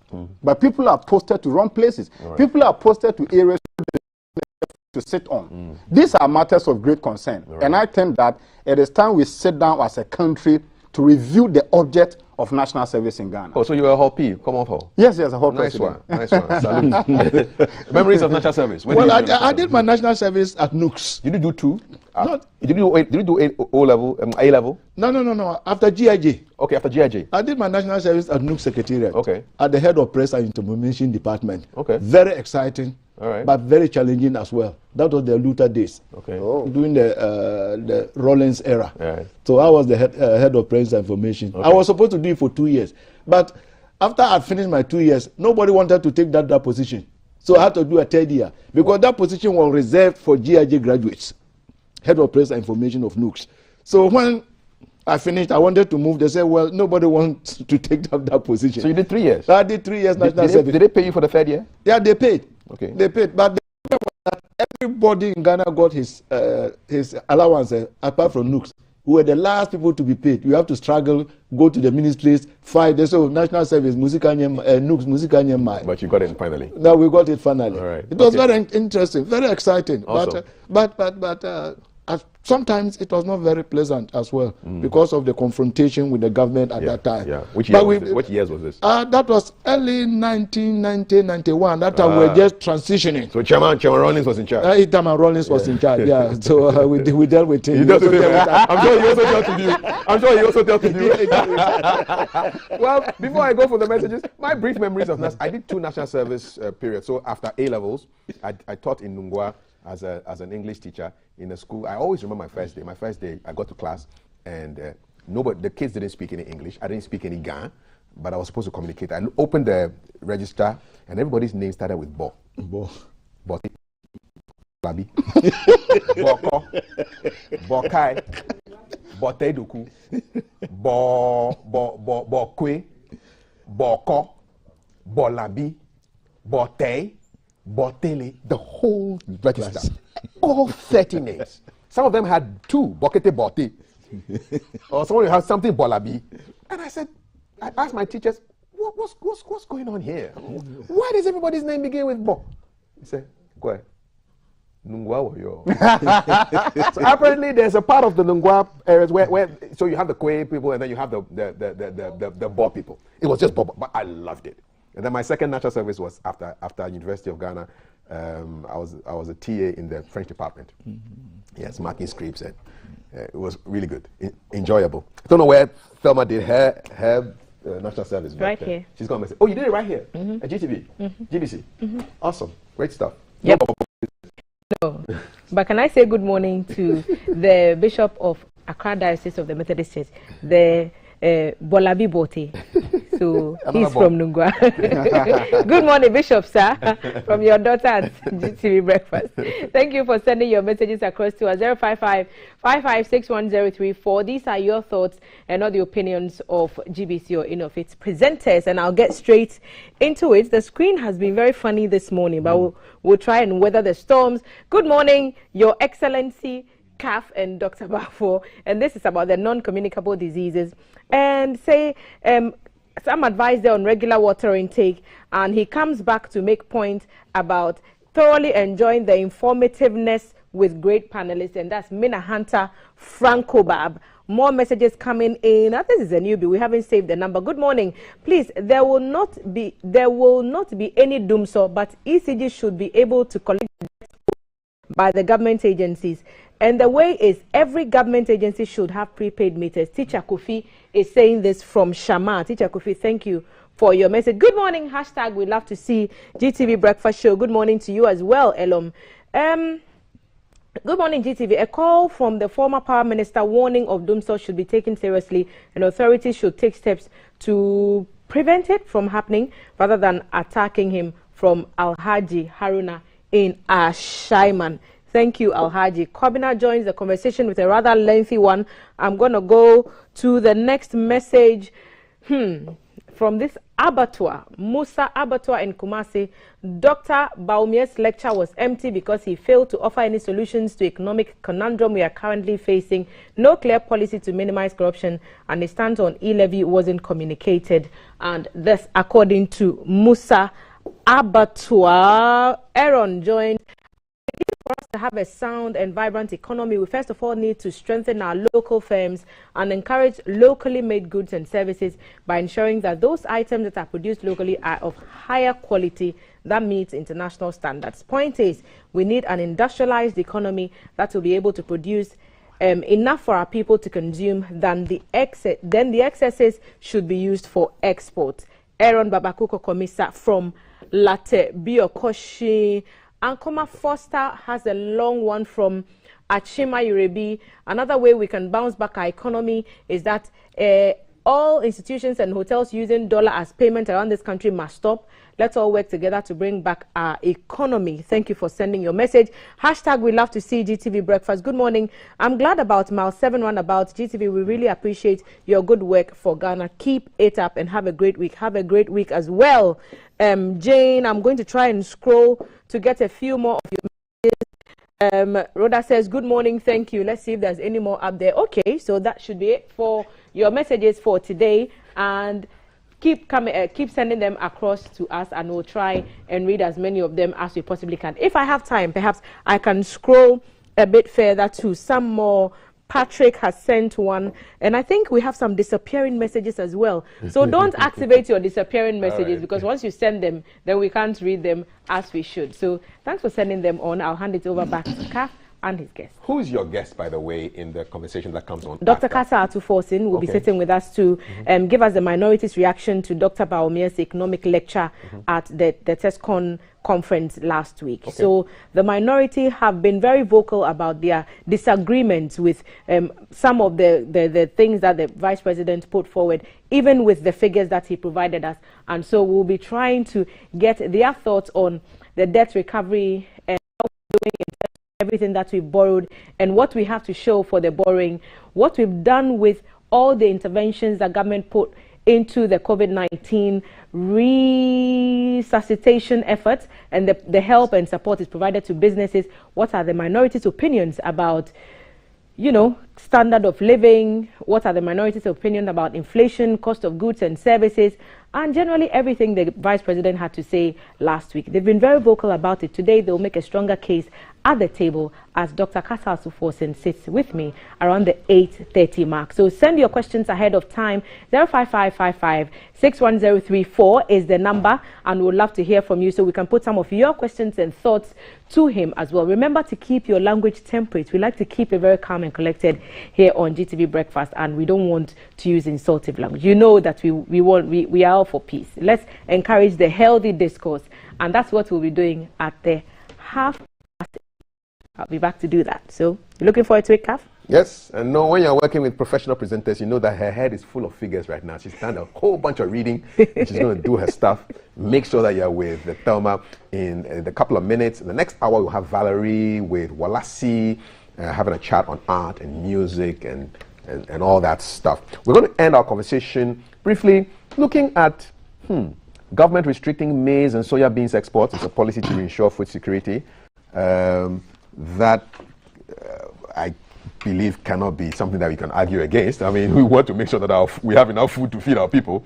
I mean, if a country of 1.3 billion people is able to feed its people, we are only 30.8 million. We must make sure that we have enough food to feed our people. And then cattle have taken over the Accra Central Business District. You can see cattle leisurely crossing the road, disregarding traffic lights on the front page of today's daily graphic. So those are two quick. The maize and beans and soya exports. We want to make sure we are food secure. I mean, that's a given, isn't it? Well, I think, should we be doing that as a country? Because if you look at the land available for us to cultivate, to be able to feed ourselves, I think we should be a net exporter of food. And I'm also surprised because initially, is this company still existing? The buffer store company, do they still exist? That was why it was put up in the first place. So the question is, do they have enough in stock to ensure that nothing untoward happens?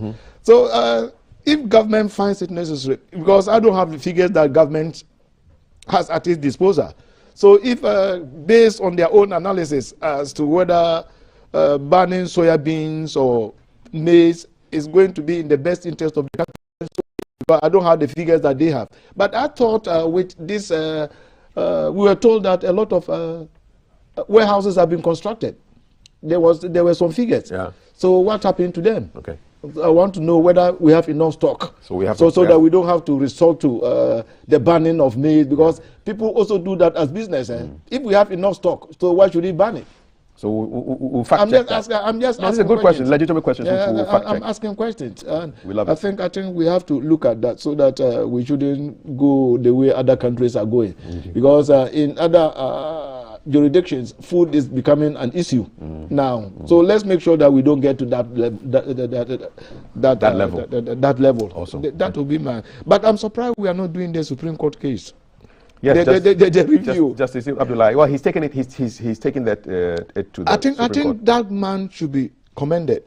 He's a very brave lawyer to take on the Supreme Court, asking them to review their own decisions. Yes. You know, the first hurdle is that there are 7 people who sat on that case, right?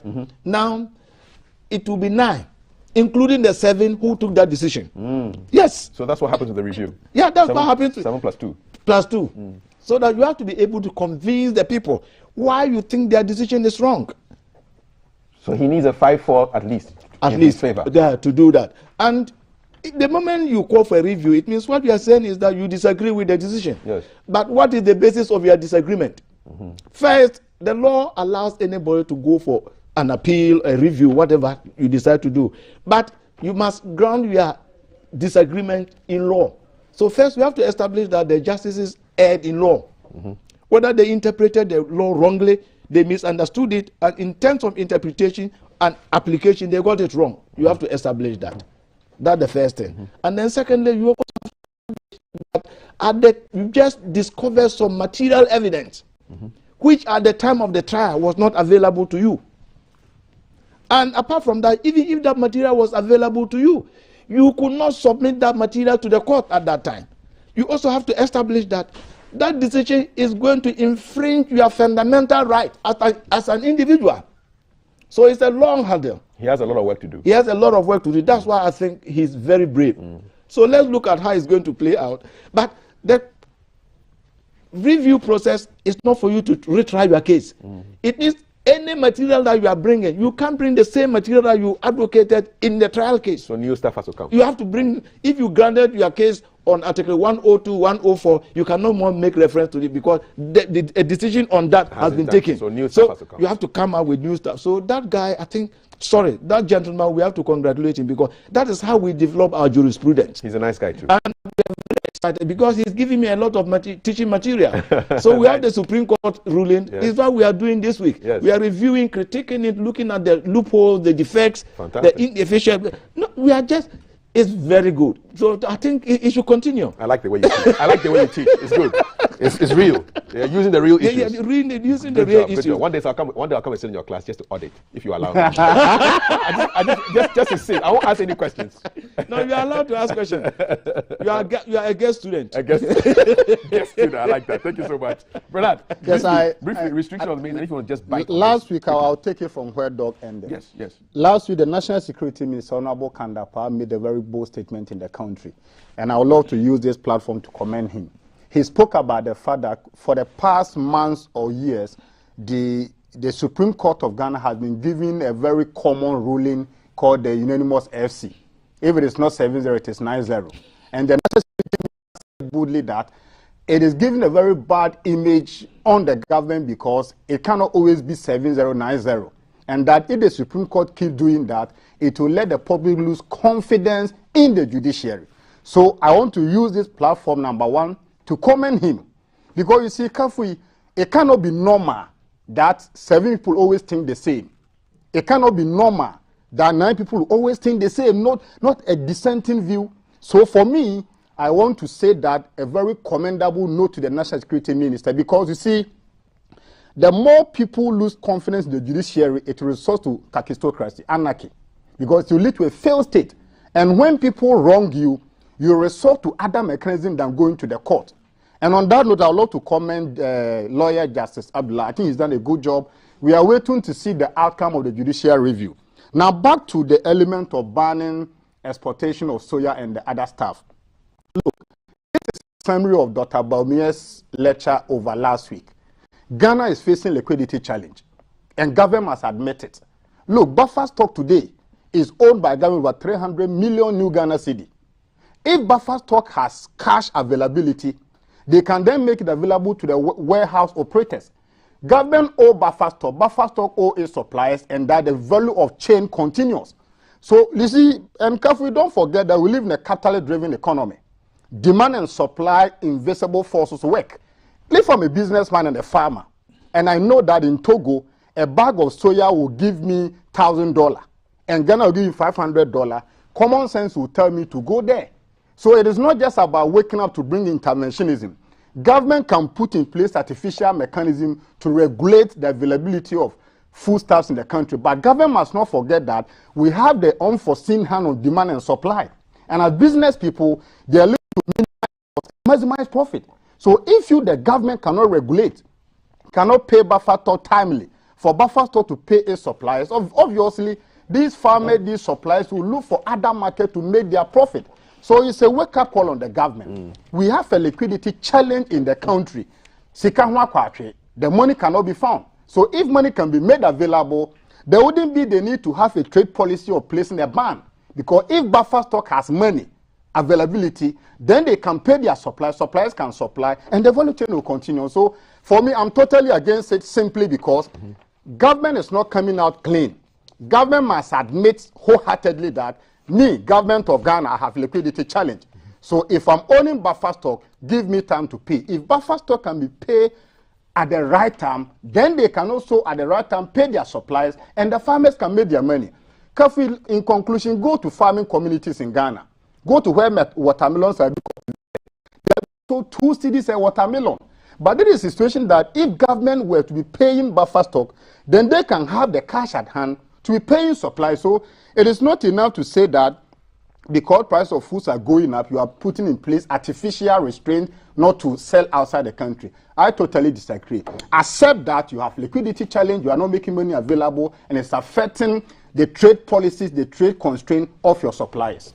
I thank you very much. Bernard Odru-Techi is the Regional Coordinator for the Commonwealth Alliance for Young Entrepreneurs West Africa. Dr. Kweku Anani-Jinde is a powerful lecturer at UPSA and Jimpa and a corporate governance lawyer, expert and a lawyer as well. Thank you so much, gentlemen. I wish you the very best. With the issues of the cattle, I think we briefly, the AMA just needs to make a law that we give you 3 months. If you don't get your cattle off the streets, we shall kill the beasts. There's a law. let's apply the law, kill the beast, and feed the food, feed the meat to the orphanages in the whole of Greater Accra region. And I can bet you that these cattle taking strolls on Graphic Road will just stop. Give them a deadline, kill the animals, and feed it to the orphanages and the children, the homeless people. And I can bet you nobody will have their cattle roaming around the streets of Ghana. With my rant, I can now take a break. And then the next person you will see and hear from will be Thelma Taki, who's sitting down with the ranking member of the Finance Committee in Parliament, Dr. Kessel Atuforsen, former Deputy Finance Minister. He is going to give the minority's reaction to the Vice President's lecture on the economy. WhatsApp number is 055-556-1034. YouTube and Facebook are streaming this live. Ghana Broadcasting Corporation. Stay tuned. Promises to be very hot, very exciting, very tasty, very delicious. Stay tuned.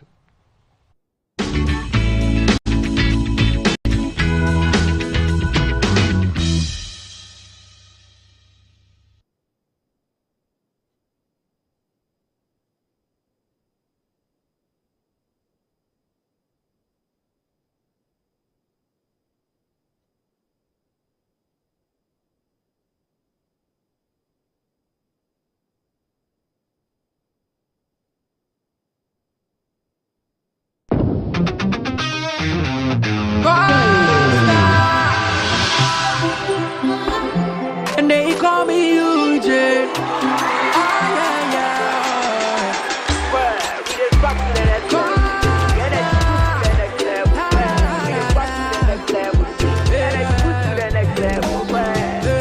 When you need a shoulder to cry, run on my pampas, so we try.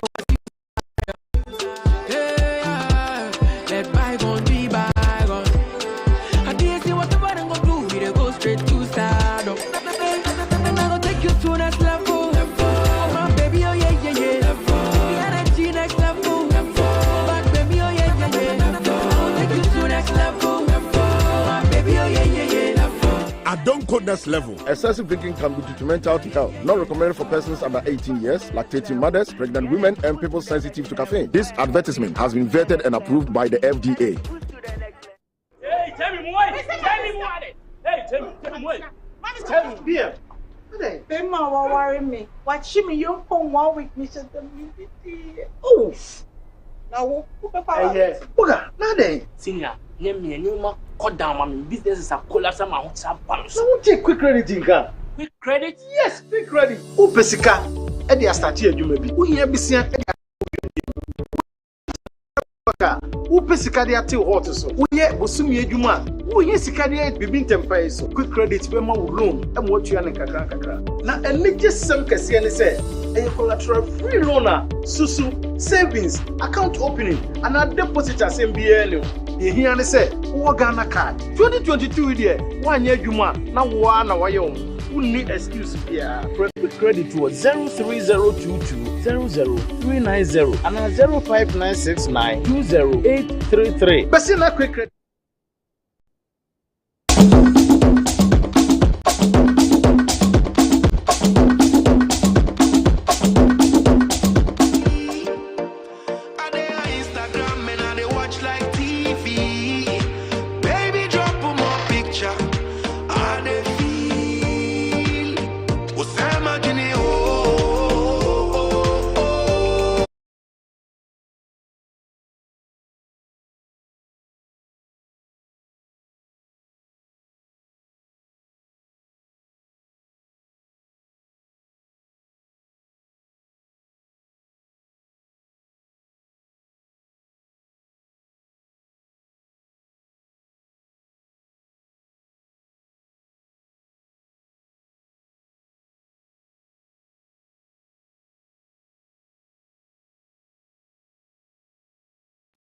Coming live from the capital, this is the Breakfast Show.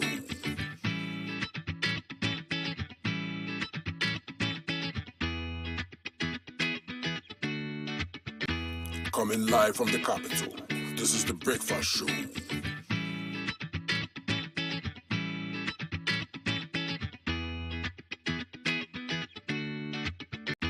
Coming live from the capital, this is the Breakfast Show.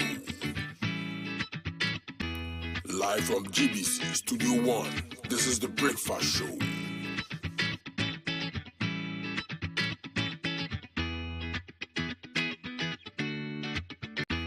Live from GBC Studio 1, this is the Breakfast Show.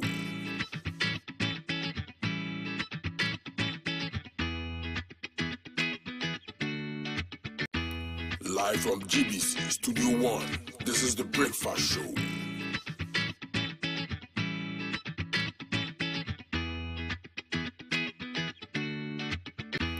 Live from GBC Studio 1, this is the Breakfast Show.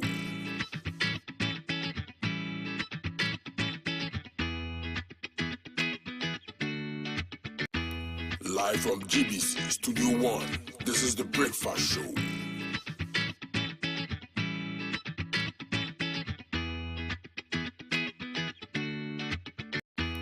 Live from GBC Studio 1, this is the Breakfast Show.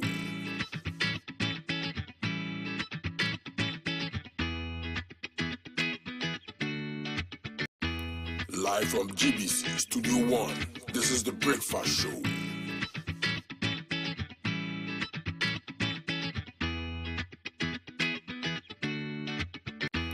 Live from GBC Studio 1, this is the Breakfast Show.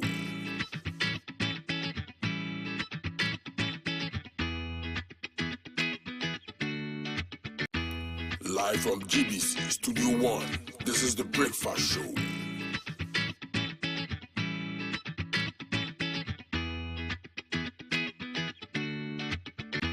Live from GBC Studio 1, this is the Breakfast Show.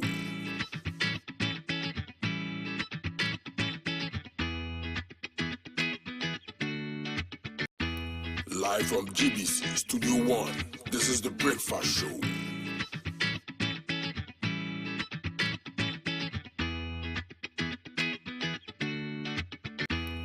Live from GBC Studio 1, this is the Breakfast Show.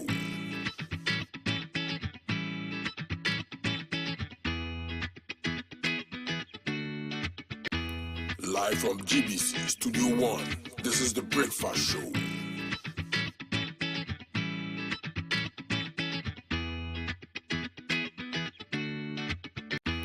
Live from GBC Studio 1, this is the Breakfast Show.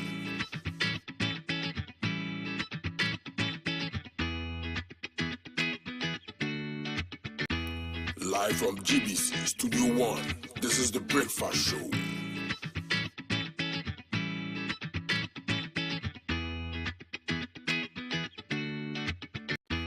Live from GBC Studio 1, this is the Breakfast Show.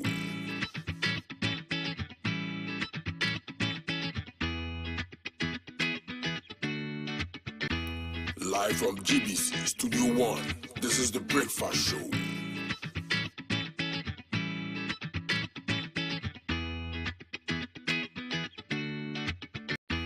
Live from GBC Studio 1, this is the Breakfast Show.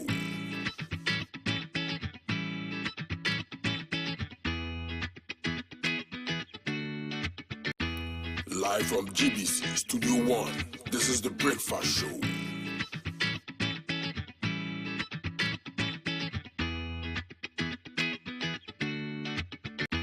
Live from GBC Studio 1, this is the Breakfast Show.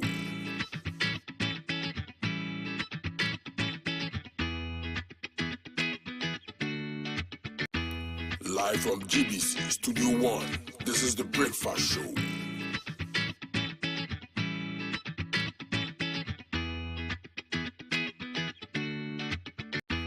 Live from GBC Studio 1, this is the Breakfast Show.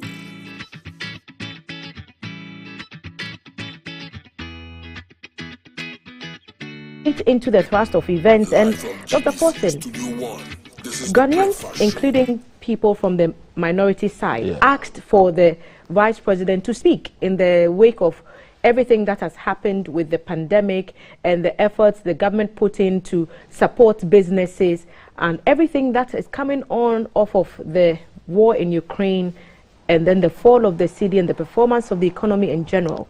And he did. It appeared that he had responded to calls for him to address certain key issues.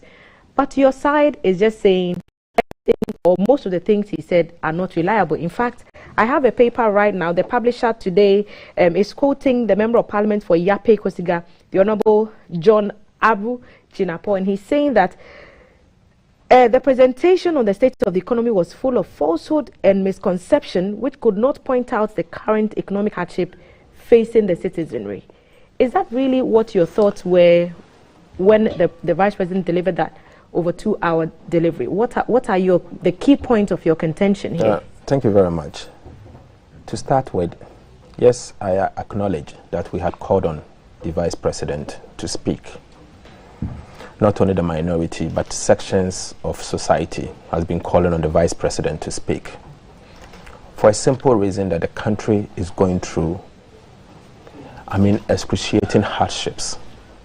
Hardships emanating from government actions and inactions. Hardships with the Vice President was not exclusive to Ghana alone. We will get there. That it's the whole country, the whole globe, the global economy is in crisis. I'm going to take you through that. Okay. But first of all, let me make a point that the call on the Vice President was for him to address the issues affecting the country as we speak, and not for him to engage in comparison.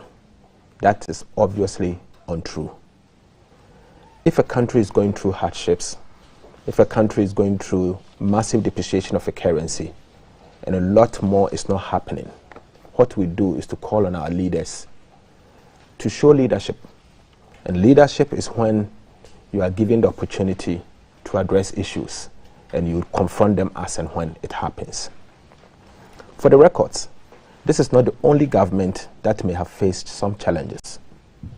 The NDC inherited the global economic crisis in 2008. We confronted it. We never apportioned blames. We confronted Dumso. We never apportioned blame. In fact, the then President Kufuor bequeathed to the NDC a single spine pay policy that became a major public sector expenditure. We never treated it as exceptional expenditure. We confronted it and dealt with it. But you see, there's a saying that goes that to whom much is given, much is expected. And if you give me opportunity, I will take you to the screen and show you why I'm saying that to whom much is given, much is expected. Okay. You brought some figures with you. Yes, I did. Okay. Yes, I did. Let's go through some like of your numbers. If I can take you through it. You agree with me that, for instance, between 2013 to 2014, the NDC government had total tax revenue of 103.4 billion Ghana cedis. Again, the NDC government took debt that we accumulated over the period of 86 billion Ghana cedis. So under President John Mahamed's regime, the total resource envelope made up of revenue we had and debt that we collected became 189.5 billion Ghana cedis over the 4-year period. But to surprise you to note that between 2017 to 2020 and up to 2021, the MPP had so far tax revenue alone 266.1 billion. This is tax revenue and grant. 266.1 billion Ghana cedis. They have again added to our public debt 241.4 billion Ghana cedis. So that gives you total debt accumulation over the period. This means 2021 December, this administration have had 507.6 billion Ghana cedis. Where are these figures coming from? This is coming from Government of Ghana's official budget document. And every single thing I'm giving to you are outcomes, not projections. And they are verifiable from the budget statement. You can Google them now, and I can show you exactly where all of them are. It's coming from Ministry of Finance official website. These are the fiscal data. And I'm telling you that 507.6 billion Ghana cedis for one government over a period of 5 years.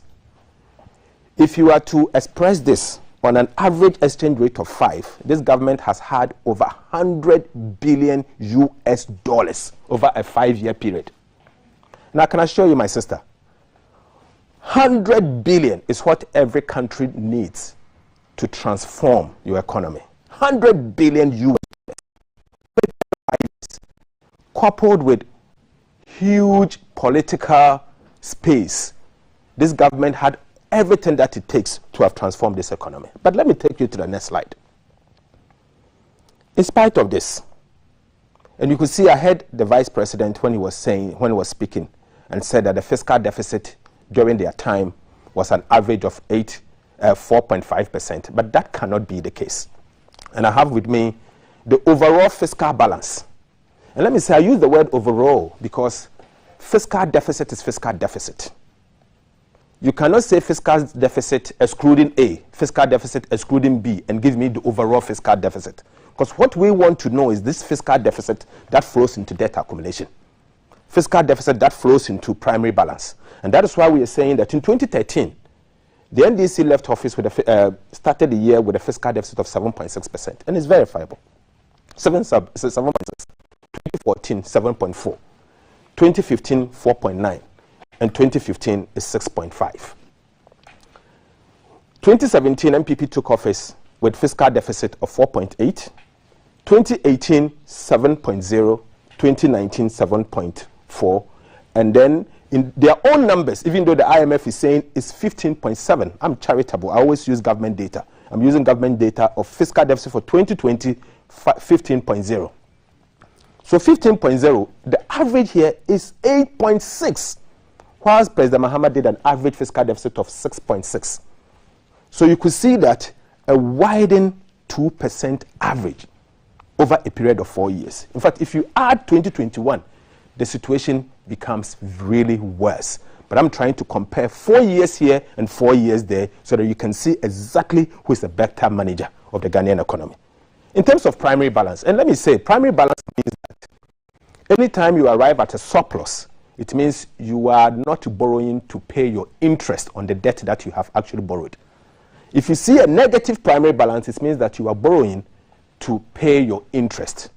And that is why you could see that 2013, the primary balance was negative 4.1. That's what we call the primary deficit. 4.1, 2.9. And the first time in our history, so many years, over 20-year period, Ghana achieved a primary surplus of 0.2% in the year 2015. And we went back to negative 1.4%. This improved in 2017 to a positive 0.5% in 2017. Because obviously the fiscal deficit there was 4.8%, so it affected the primary balance positively. Then it continued, 1.8, 1.9, and 8.6, all negative. So on average, this administration had negative primary surplus, a primary deficit over a period of 4 years of negative 3.0. Deficit 3.0, while the NDC did negative 2.0. And these are government official data. I'm not picking data from anywhere else. You can check them from Ministry of Finance, and I challenge the government to check and prove me wrong if indeed what I'm saying is wrong. I'll take you to the next one, the next graph, and I'll try to run through it quickly so that I don't take much of your time, can interact. But you see, as a result of reckless borrowings and overly increasing the government debt, something significant has happened. And this is debt service as a percentage of your tax revenue. You collect taxes and use part of it to service the debt that you have taken, debt servicing. And when we say debt servicing, it's a combination of two things. Interest that you are paying and the actual debt as and when they fall due, what we call the amortization. So that is debt servicing. It will surprise you to know that as of 2016, Ghana used 66% of its tax revenue to service its debt. 66%. In fact, by the year 2019, before COVID, and it's important I make this point, before COVID, as a result of overborrowing, this government needed 73% of the total tax revenue, total envelope, to be able to service its debt. This situation further worsened, and as of December 2020, we needed 87% of our tax revenue to service this debt. In fact, the situation worsens in 2021. But because I'm doing 4-year comparison, I don't want to talk about 2021. And you can see 4 years to 4 years what is actually happening. Clearly, you only have 13% of your fiscal space to do anything else. So whatever you collect in your country, you have only 13% space to do other things. Because the government engaged in reckless borrowing over the period, you needed 87% of your tax revenue to service your debt from 66% that they inherited, unfortunately. I'll take you to the next slide. So you see, we have debt service as a percentage of your GDP, the size of the Ghanaian economy, the total output of Ghana's economy. In fact, in 2013, the debt service was 4.2% of Ghana's total GDP. This situation became 7.5% of total GDP of the entire country in 2017. But let me show you that in 2019, this situation worsened even though we had rebased the economy and the economy had become bigger. It worsened to 8.87% by 2019. And in fact, by the end of 2020, just after the elections, this is according to the government of Ghana's official data. It surprises you to know that you needed 10% of the total GDP of your country to service your debt. This makes Ghana an outlier, the worst in the sub-region and the worst in Africa. Unfortunately, this is what has happened. And I'll take you. Again, I'm not done. I'll show you some few things, and from there I can sit down for us to have the interaction. You ask me the questions that you want. You see, my major concern is that you've had, say, 507 billion Ghana cedis, a total resource envelope. 507 billion Ghana cedis. On average, approximately 100 billion US dollars over a 5-year period. But to surprise you to know that most of this money went into recurrent expenditure, not capital expenditure. And that is why you see these two graphs. This one is the recurrent expenditure, and then this one is the capital expenditure. You will notice that even though government has accumulated so much debt as a percentage to our GDP and many other things, as at the year 2000 and you compare it to the year 2016, you could see 2016 here. The gap has narrowed. It means the government is spending more on capital expenditure than is spending as a proportion. It has becoming narrow. This situation got widened from 2020 going. In fact, from 2019, the situation started going up. So it means that even though the government is borrowing so much, the money is going to recurrent expenditure, and they have very little to show. And just looking at that graph, I see other portions where the blue and the yellow are also very close. Yes. But you are not referring to those instances. No, but anytime the yellow and blue are very close, it means that the proportion is reducing. But if it is widening, that is a worrying trend. If it's widening, just like we are seeing in 2020, it is a worrying trend. And I'm comparing 2013 to 2020. So you could see that the gap is not as wide as we are seeing from 2019 to 2020. So the situation is getting worse by the day. And that is why if you have 100 billion US dollars over a period of time, and all what you use the money for is consumption, you will encounter the situations that we are facing today. I mean, I'll engage with you. And then I'm finishing quickly. I'm finishing. Sure. Let me wrap up quickly. Then the next one, the next graph. The next graph, let me show you. And this is an important table that I have to show you. I've heard our colleagues, and you also said it, that yes, Ghana is going through something that everybody else is going through. So it's justifiable for us to say that we run fiscal deficit at that high level. Look at our neighbors and countries within the sub-region and in Africa. Our fiscal deficit is here, and this is Ghana. You are doing fiscal deficit of approximately 16%. Look at Benin, Burkina Faso, Cape Verde, all of them, including Nigeria. The Nigerian fiscal deficit was 5.8%. Again, where are you coming? This where is are you coming getting from, those figures and from? I've given you the source. The source is IMF staff report. It's underneath it. This is IMF staff report. It's only the IMF that, as part of the Article 4 consultation, they visit every country and get their data and publish it on their website. So these are official data from the IMF staff report. And that's why in everything that I've given you the the source that you can do your own analysis and find out if I'm wrong. You can call me back to the studio and tell me that this is it. I'm going nowhere. I'm here. So I'm telling you that what we are seeing today is self-inflicted. Let's move on. Let's move on so that I can conclude briefly. The next slide. Can conclude briefly. So you see, Ghana's outstanding Eurobond, as we speak, is 13.2 billion and is the third largest in Africa. Ghana's outstanding Eurobond as a percentage of GDP is 17.8%, which is the highest in the entire Africa. This shows that Ghana is at high level of debt distress, unfortunately. And we have to accept that and find a way to confront it the way it is. We have to confront it. So I was thinking that the vice president, in appearing before us, would have confronted this situation. And the problem that we are in is as a result of high public debt levels. And finally, the next slide. The next slide. So this slide shows you the countries that I'm comparing. So you have all of this, and this is also coming from the IMF staff report.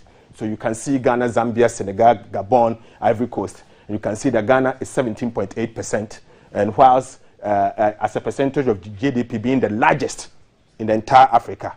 And these are countries that are actually in the Eurobond market. And then you can also see here that Ghana is the third largest in terms of the nominal numbers. So clearly, this is the situation we find ourselves. And these are public documents that you can check. The next slide, please. The next slide. Unfortunately, and this is really critical for me, unfortunately, as a result of over-borrowing and its recklessness, we are confronted with a major challenge. And that means that among all the countries that are doing major in the international financial market, Ghana is the only country with more interest rate risk exposure. In the sense that anytime the interest rate goes up, there's a risk that Ghana will deteriorate its fiscal space even the more.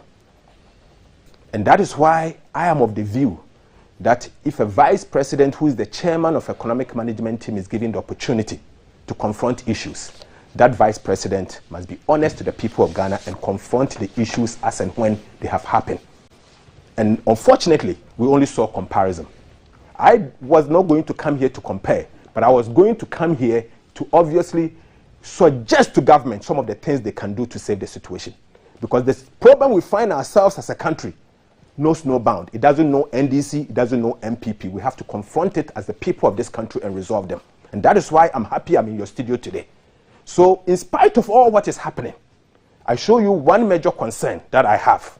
One major concern that I have. The next graph, and I'm sure that will conclude it. Government actually announced a number of measures trying to say that they want to cut expenditures to resolve the challenges that we are in. But you see, I'm concerned.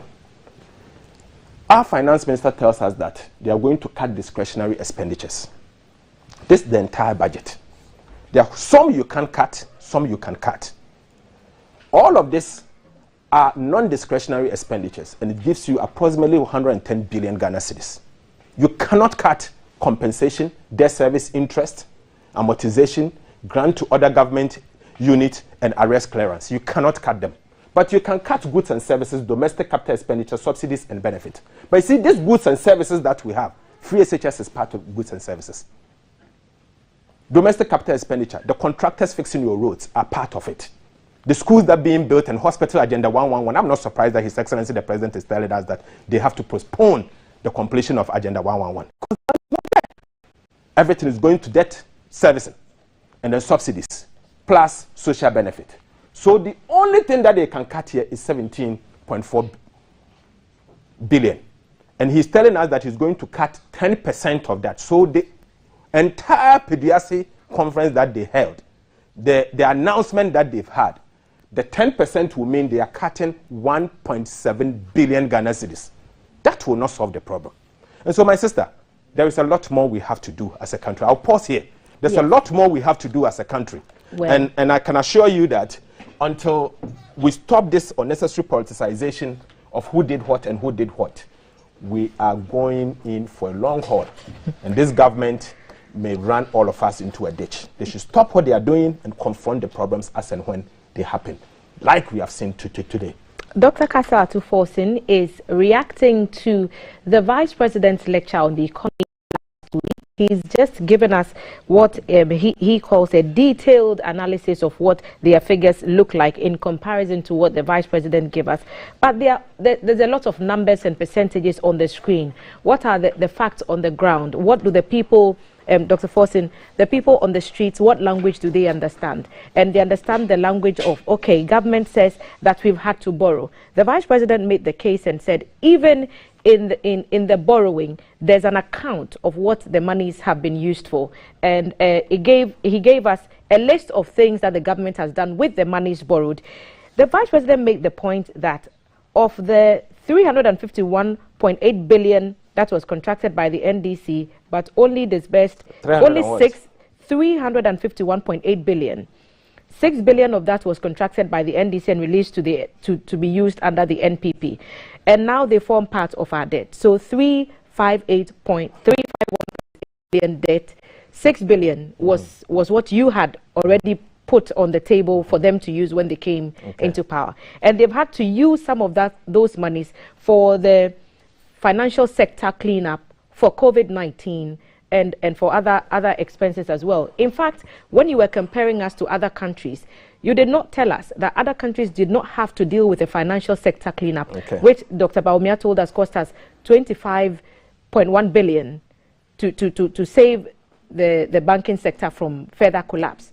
So are you looking at the figures you are giving us in terms of what the reality of the Ghanaian situation was when you compare us to other countries? Thank you, my sister. First of all, let me start with the issue of how much they have borrowed and what they've used the money for.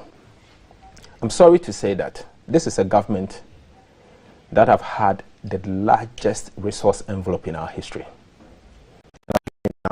507 billion Ghana cedis over a period of time, made up of debt and taxes that they have collected, together with grants. So total resource envelope. 500 billion Ghana cedis is equivalent with an average exchange rate will give you about 100 billion Ghana cedis, 100 billion US dollars. He could not account for projects worth 5 billion Ghana cedis. In fact, let's even grant it 10 billion Ghana cedis. I did not see that. He did mention some of the projects, including the Pokwase interchange, what is the value? The Tema in Pakadan rail line, what is the value? Kumasi Airport, Tamale Airport, so tell me, other bridges. Tell me, 100 billion US dollars. Tell me what is the value of what they have accounted for? 25 billion for the financial sector cleanup, 17 billion for the excess capacity charges. 25 billion cedis. There. And that's 81 billion for COVID-19. Please, all what you are talking about is 50 billion cedis. And he himself said it, 50 billion cedis out of 507 billion Ghana cedis. So where is the remaining 450 billion cedis? Where is the remaining 450 billion Ghana cedis of the total resource allocation that they've had over the period of time? And my sister, let me tell you something. That's what he said went into Pokwase interchange and all the other. It can't be the case. It cannot even be another 50 billion. Unless he tells me that money, he can't account for it, unfortunately. But let me tell you something. Financial sector cleanup. Ghana had a choice. And the choice was simple. Two choices. One, confront the issue that we are facing as a country with the financial sector. Bail them out with 5 billion Ghana cedis, approximately $1 billion, or collapse the banks and spend 25 billion Ghana cedis. They went for the other option, the option of collapsing people's businesses with 25 billion Ghana cedis. And let me tell you something. Even when he people went for the Eurobond market. Dr. Forsin, people were going to banks at the time and they were being told there was no money to pay them out of monies that they had deposited with the banks. So, was the government not saving the depositors' monies when it took that decision rather than collapse the banks? I understand, but that is why I'm saying that the option was for us to spend 5 billion Ghana cedis, an equivalent of $1 billion, to save the banks, to give them liquidity, and to get them to run as a normal business with some proper supervision to recoup the money back to the state. You decided And if they had gone through that option, you would have gone to the bank and get your money. You would have gone to the bank and get your money. But they decided to collapse the bank completely and use 25-point-something billion Ghana cedis. I mean, who does that? So could it also be that they had a poor policy choice of government that has drawn us into this? And I'm also suggesting that from the government argument, there's a history of bailout being misappropriated.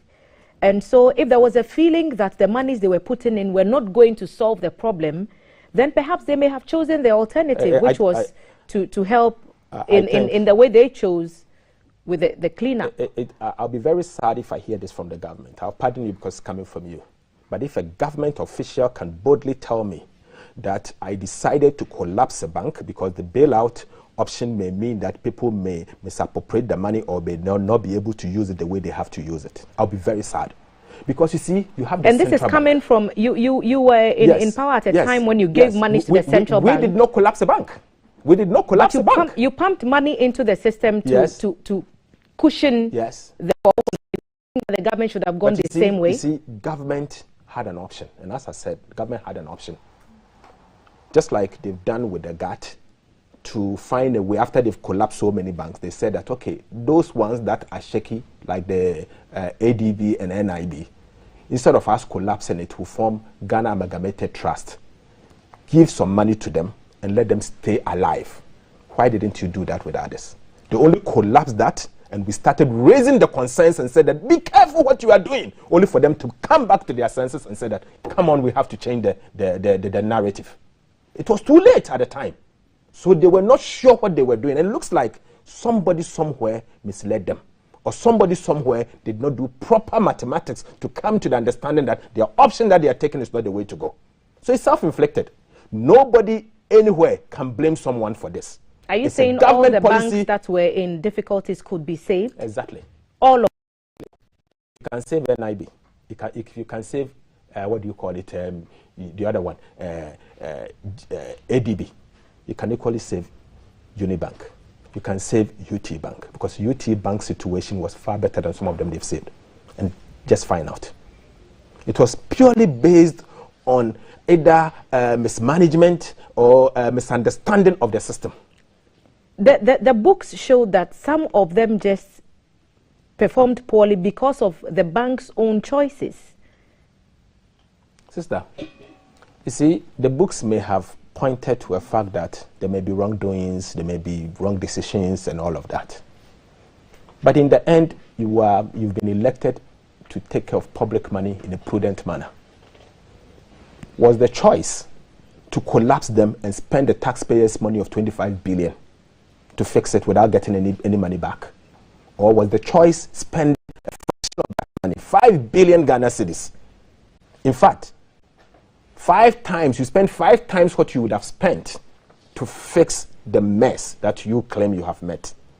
That would have been a better choice. In fact, if I was the one making that decision, and I'm sure even a class 1 person would make a decision that would safeguard the people of this country. Even if it meant that for those in charge of handling the affairs of the banks, there were proven instances where the monies had sometimes ended up in individual accounts and individual pockets. You still have taken that position. Can I be plain to you? Let me tell you something.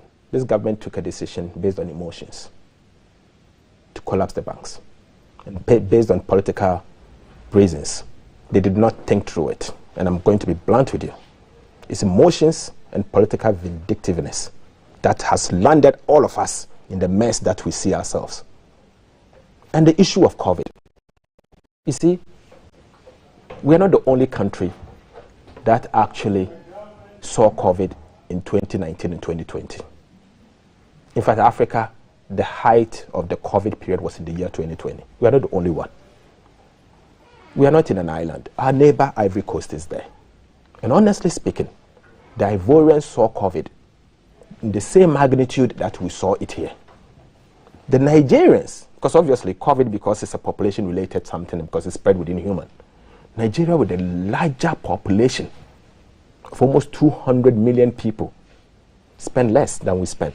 So you hide behind COVID and overspend, and you're saying that we should pardon you. Who should pardon you? At the time when the president was giving more regular updates on how government was managing the COVID-19 pandemic for the country, the numbers came up that Ghana was doing more testing than perhaps other countries, including, as you mentioned, Nigeria, and we were putting a lot more into the management than perhaps other countries were. And that's why Dr. Baumia is saying it cost us 81 billion. 81. So protecting lives so that we'll get the opportunity later to revamp the economy was the government strategy, as was communicated to us on various platforms. Is the life of the Ghanaian not worth 81 billion? So and the Ghanaian businesses... He says 8.1 billion. Mm-hmm. But let me say this. He says 8.1 billion. First of all, with the numbers, let's start interrogate the numbers. If you have a moment, you can get someone to check for you the media review for the year 2021. And check in particular page 100 of the media review and page 101 of the media review. The minister responsible for finance, I have them here, I can share with you. The minister responsible for finance had appeared before Parliament. And he has said to us that they spent 17.1 billion and not 8.1. He's saying, the vice president is saying 8.1. Then also go to the, what do you call it, the recent State of the Nation address addressed by His Excellency the President. He's also quoting a different number of about 18 point something billion. So in one breath, the vice president is quoting 8.1. The finance minister is quoting 17.1. The president is quoting about 18 billion. So we are having three numbers being bandied around. Who is telling the people of Ghana the truth? So you see, they do not have a handle on how much they spend for the purposes of managing COVID-19.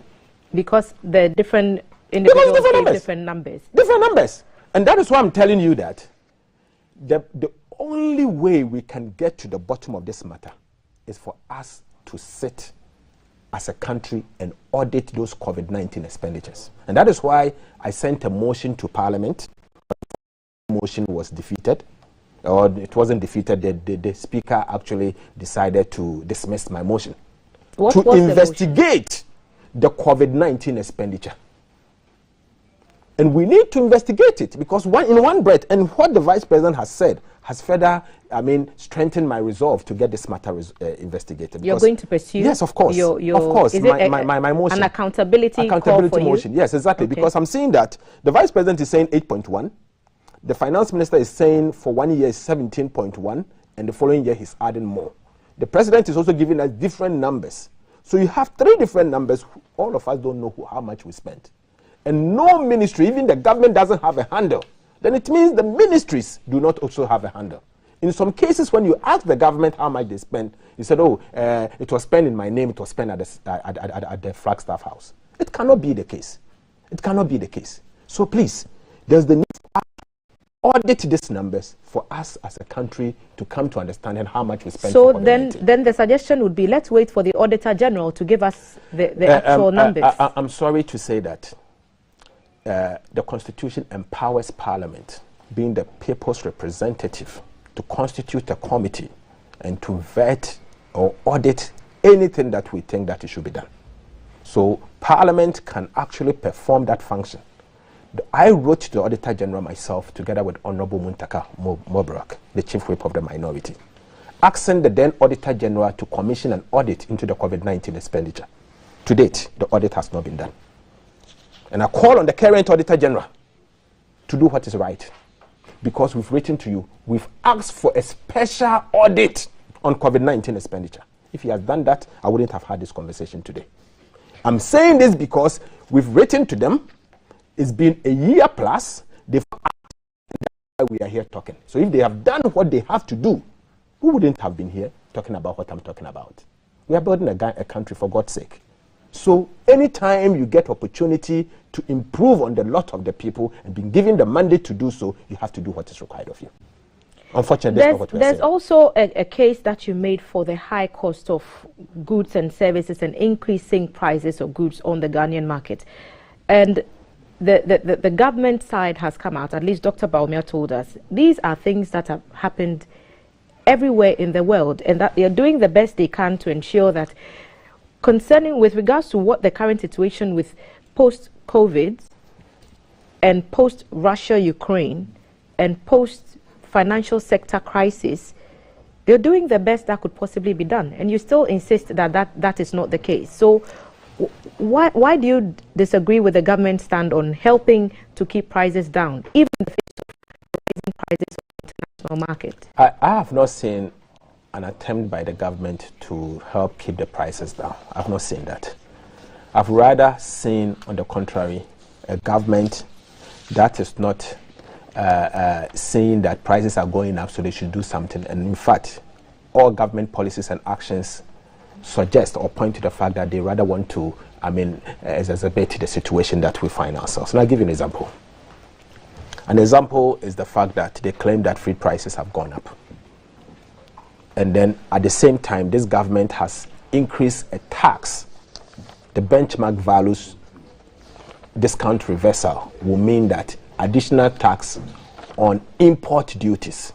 And that will mean that when those items are coming in, the prices are going to go up. Unfortunately, that is what we have seen. And I'm worried about it in the sense that the way it is going, if care is not taken, we're going to see inflation. Today, inflation is about 15.7. When the vice president was given opportunity to address the inflation at 15.7, he only sought to do some comparison. And he said that in 2016, inflation was 17.5 and 7.2 in 2020. They inherited inflation of 15.4, not 17. So I don't know, and you can't compare inflation because the basket is different.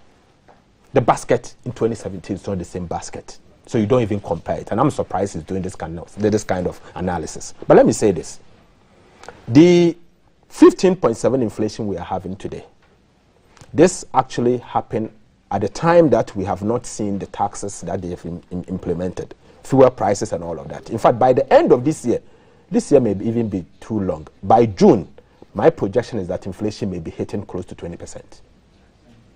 Close to 20%. That is where we are going, unfortunately. But there's food inflation, there's inflation on the back of fuel prices, there's inflation because utility prices are going up, and there's inflation because some of the things that we buy from the market are all going up, not only food. Even when the Bank of Ghana has increased the policy rate, and the idea is to tame the number. Let me say that what the central bank has done, and to a large extent, by extension to what the Ministry of Finance seeks to do, they are all temporal. These measures cannot last more than 6 months. They are all temporal. I can assure you, by last quarter 2022, the problems we saw in the first quarter are going to re-emerge. So you are somehow admitting that the policy rate is working in the interim. I am on record to have said that the central bank in particular, their measures were bold and strong, but they were a little bit too late. However, it is going to solve some problem by stemming some of the problems that we are seeing in the economy in the short term, but they are just temporal. The long-term solution is confronting the fiscal head-on. The fiscal problems that we face as a country today are enormous. Unfortunately, I am not seeing a government that is ready to confront the problem, the fiscal challenges that we are facing. Their actions and inactions are wishy-washy, very wishy-washy. So I'm not seeing that. So please, let me be honest with you. The problems that we are facing as a country are self-inflicted. Self-inflicted. And what I expect this government to do is for them to confront them head-on and not to engage in comparison. So you've been Deputy Finance Minister. You are on the ranking committee in Parliament. What would have been your suggestions then to handle this particular issue of inflation, if not to increase the policy rate? You see, the problem we face is not just inflation. The inflation is actually coming up for some reasons. The reason one is that the currency is not stable because This currency, let me not, I mean, if I use the word stable, then I'm trying to underestimate the problem. Our currency is depreciating at an alarming rate. It is falling like a fresh coconut. And we can't compare it to I'm telling you, when you also implemented the same. This is one of the worst. And let me tell you, you see, what we are seeing here today, until we deal with the currency issues, inflation will continue going up. The fuel prices we are seeing going up is largely as a result of a poor currency. The prices of items we buy in the market, particularly the important items that we see, is largely as a result of poor currency that is depreciating to the health. So until we confront it, we are doing nothing. And I can also tell you that the currency is also depreciating because of the fiscal challenges and the level of our public debt. And that is why I'm saying that government has to signal confidence to investors, those that are having stake in the Ghanaian economy, in a way of investing in our government bonds. If we see capital flow reversals or capital flight leaving our economy, the city will continue to depreciate. And that is why I have said that the way to confront this problem is to tackle the fiscal head-on. Until they do that, my sister, we are just talking, and nothing will come out of it. And when let's come to the fuel prices. The government has made the case that the situation in Russia and Ukraine is partly, and also the fact that on the international market, Ghana does not control the prices of fuel. Back home, the Bank of Ghana has made provision for the BDCs, and it appears to be making the impact, at least in the immediate term. We've seen fuel prices go above the 8 Ghana cedi mark, going into 9 and approaching 10 in some cases and over. And government says we put the measures in place and they appear to be working. You still disagree? Have you seen it work? Have you seen fuel prices coming down in the last pricing window? Or you don't buy fuel? I buy fuel and I've checked the prices because the prices are coming. It's still going up. Are they going up? Yes. Yes. Well, I don't have an exact figure for you, but I've seen the boards, and what I do know for a fact is, as soon as it goes up, there's always a meme of it on some social media, and you're able to guess what the current going price is. So we haven't seen that flying around lately. It's gone up. And I can tell you one thing, and that's why I said central bank's policy is only temporal. And remember that government also agreed to reduce the price per litre at 15%. So I mean, it's approximately 7% or 4%. You have increased fuel over 70%.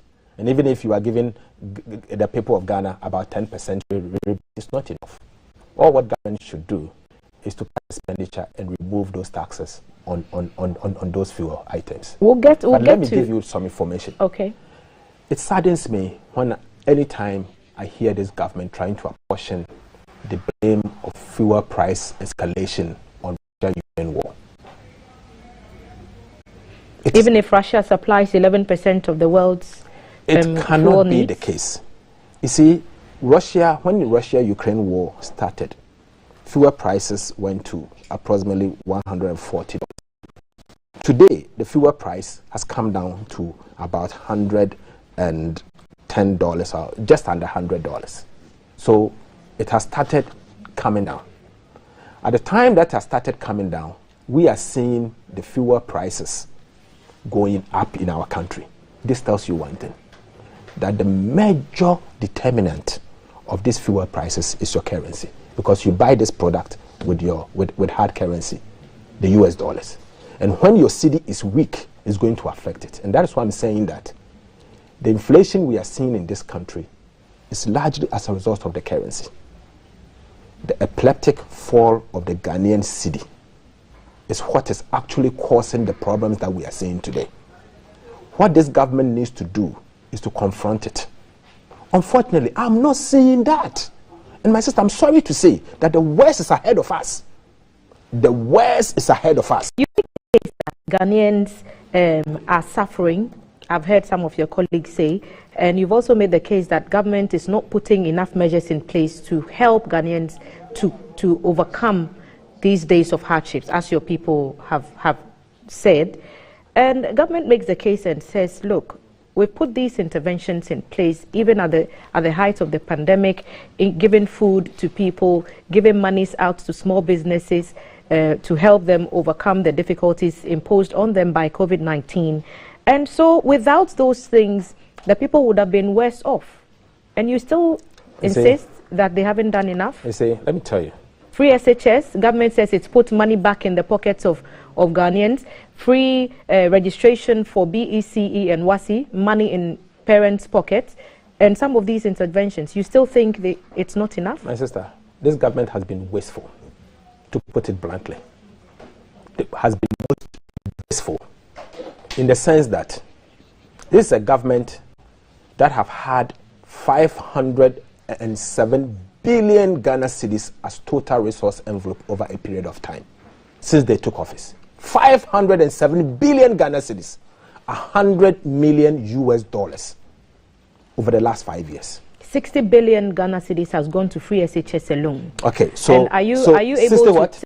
60 billion from what? From 60 billion the number what? that US dollars? No, Ghana cedis. 60 billion Ghana cedis. Yes. I'm sorry to say it's not true. I don't know where you picked that numbers from. Well, I made notes from the vice president. No, but I want to show. I've read his speech cover to cover, and there's nowhere that I have seen 60 billion. Okay. So I took my time. I did not listen to him, but I took my time to read his speech carefully, cover to cover, all the 100 and something pages, almost 200 or something. Okay. I read everything carefully, and I would have challenged him to prove the 60 billion that he's talking about. So if you have so far received 500 billion Ghana cedis, and all what you can show is LEAP, school feeding, free SHS, then you have been very wasteful, because that is what it takes to transform a country. But the vice president made these remarks in relation to comments by the minority on government not helping a suffering population, and they are making the case that, well, if we've paid for the textbooks and we've given school feeding and we've given free uniforms, that's money in the pockets of some Ghanaians. Are you aware that today, as we speak, a lot of secondary schools and primary schools don't even have access to government textbooks?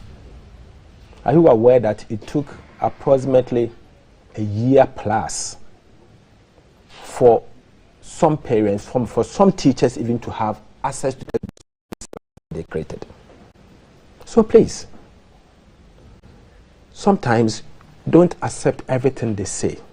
Go beyond listening. Even if the source of the figures, so 60 billion on free SHS, the technical advisor to the vice president was on another platform of GBC Weekly Press Review on Friday, and he made the case that 60 billion has gone to free SHS alone.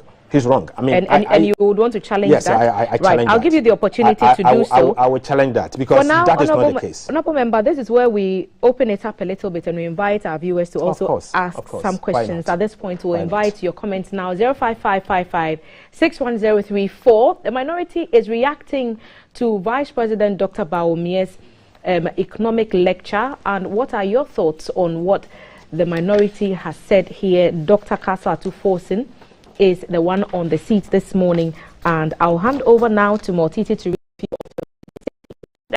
Pouring in and premise on you asking about what they'll do differently with monies that have been accrued to save this economy. Alandu Richard is saying, good morning, please encourage Mr. Atufor to tell us what they would have done differently, but not to give us the normal criticism, so that we can learn something new. It's an important point. Another one says, Kwejo to 4 from Akwetia says, in fact, NDC economics does not have any bearing with what exists on this planet Earth. I'll plead with Dr. Atufor to present facts. There's no gain in this kind of NDC-nomics politics, he says, and that is his view, not the views of GBC, as we keep saying every time when we bring you your messages. Someone also says, good morning, Thelma. I'll plead with the doctor and the finance committee of parliament to intervene, helping access our money from some financial institutions that are not collapsed but yet cannot pay their depositors. This is Francis sending in his message there. Mina Hunter says, my problem The hashtag we love to see GTV BFS minority stake. My problem is not about comparison between the two parties of Ghana over time, but are we really proud of Ghana to really dispatch our patriotism spirit on the rise and to cut down selfishness? The question is simple. Each Ghanaian must be blank. Are we really proud of Ghana? Mina Hunter Franco Bab from New Edubiase there. Papa says, Dr. Ato, may God bless you and all that concerns you for this great lecture. Indeed, we need to face what is on ground as a people with a common goal, no partisanship at all. May Jehovah save Mother Ghana. Papilo from Pram sent that message there. A very lengthy one. He doesn't think the situation is anymore a matter of ceremonies, drama, and speeches. I shudder. Those of us who experienced the collapse of Ghana's economy in the late 1970s and early 1980s, necessitating the better economic recovery programs, must sit up and observe strictly and listen carefully to the discourse on the state of the national economy and its effects on all of us in our country, especially guiding the younger ones. I think that the discussion must be carried to especially the intellectuals and religious leaders of our country who have the neutral platform to objectively educate us all on the state of affairs and the way forward so that we can all contribute to delivering our nation from possible disaster. Monica says, good morning, Thelma. Honorable Ato Forcing is boring us with academic tutorials just to let the public know they can manage the economy. But we've experienced them before. Already the national chairman of NDC says this time around when they come to power, they are going to take care of NDC members. Already, the agenda has been defined. They have nothing to offer the ordinary Ghanaian. She's also asking, is Honorable Ato Forcing following the MD of Capital Bank's trial in court? Monica sent her message there, and those are her views, not the views of GBC. More messages pouring in as people listen into the conversation. The claim of people not being able to retrieve their monies from the banks is of doubtful validity. If it happened, it was deliberate and man-made. It was wrong move to collapse banks in the manner they did. This is from Fred. Okay. So you can put a pause on that. I will just have you stay there, and then we'll go through some of what I've noted down, and then perhaps we can get some reactions before we come to you to respond. Dr. Castle, to Forcing, issues have been raised about what you would do differently, and some think you're doing NDC-nomic policies. Are we proud of that? Are we willing to cut the selfishness, is what someone is asking. Someone wants there to be broader consultations and ongoing discussions between even religious leaders and the academia and intellectuals. Someone says you're boring them with academic tutorials, and you've been there before, and they did not see much of a change. And did your General Secretary really say that when next you come to power, they will take care of NDC people? So issues around that, that's what I have noted on my paper. Perhaps we would want to run through them quickly. First of all, let me, most important question, there is what would the NDC do differently when given the opportunity? And sister, let me say something to you. The reality is that we have to take a very bold decision. In fact, bold decisions. And what I would have done differently if I am confronted with this problem would be, first one, moratorium on new loans means that you are not going to contract new loans in the medium to short term. First, that should be the first thing that this government must do. In the sense that if you are in a hole, the first thing you should do is to stop digging. Unfortunately, this government is continually, they are digging their grave. They would dig and dig and dig until you can't see them anymore. So I am saying that the first thing they should do is to stop borrowing. That's the first thing. And the second thing is that look at the amount of loans that you have contracted over the period. Cut some of them, the foreign finance capital expenditure, renegotiate and place a moratorium on them. Cut it by at least 50%. Don't draw down. Don't draw down. So you're talking about raising revenues from other sources. No, so I'm talking of, you see, the problem we have ourselves, we are in today, is as a result of debt. High public debt levels. Which the government says they inherited some from you. I've given you the numbers, what they inherited, and I've told you where they are. They have added 241 billion Ghana cedis to our public debt stock. NDC added 86 billion. Please. And I'm telling you that the first thing they should do is to cut, in fact, place a moratorium on new loans. Number 2, cut foreign finance debt. And number 3, review all your flagship programs. Make them efficient. Those that are not functioning, improve them properly and cut unnecessary expenditures in some of them. So which of these flagship programs would you suggest? They are the government. Should take the cut? Should it be free SHS? Should it be school feeding? No. It can be one district, one factory. Which the government is telling us has put 106 factories out there with 140 plus more under various stages of completion. My sister. And they are creating jobs. It's very disgraceful to hear from the government that they have created 106 factories, because they themselves know that is not true. So I'm surprised that they can lie from their heart out. It's not true. They have the president said it, the vice president said it. We know they have not created. They have changed existing companies that are functioning from one district, one factory, and they have given them some tax exemptions. In short, they have given them money for them to run their activities. Some don't even need it, but they've given it to them in the name of one district, one factory, for them to use the logo or the name one district, one factory. That is wasteful. And that's why I'm saying review some of them.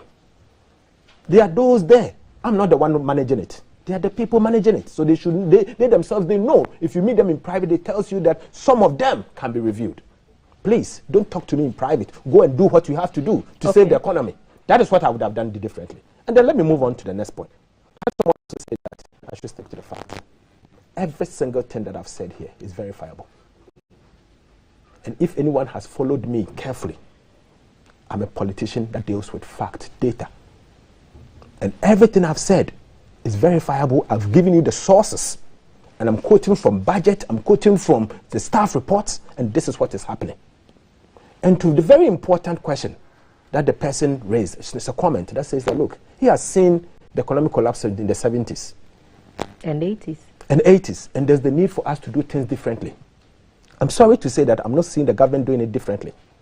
I am on record to have said that this government must first of all admit, secondly, get everybody involved by doing a national economic forum for all of us to understand the magnitude of the problem that we are in. Instead, they are covering up. So I can agree with him. We are playing with fire. We are joking. Because what is staring at us can be a collapse. There's imminent collapse staring at us until we find proper solutions. This is not a dynamics. So I'm a Ghanaian first. But I'm telling you, to tell you, and to conclude on the questions, I'm proud of my country. If I'm not proud of Ghana, I wouldn't be here today. Okay, we'll have to wrap up very quickly. But because you mentioned about placing moratorium on new loans, I just want to pick your thoughts. You fought vehemently against the imposition of the e-levy. Government has consistently said we need to find other sources of roping in more people into the tax net so we get monies. You fought it, now it's law. And you still insist that when, at least we've had your national communicator, that's the position of NDC. Make it public that when the NDC comes to power, e-levy will be scrapped. Exactly. Are you standing by it? That's the position of the NDC. Even if there are no other sources of income in the domestic net for some of the policies,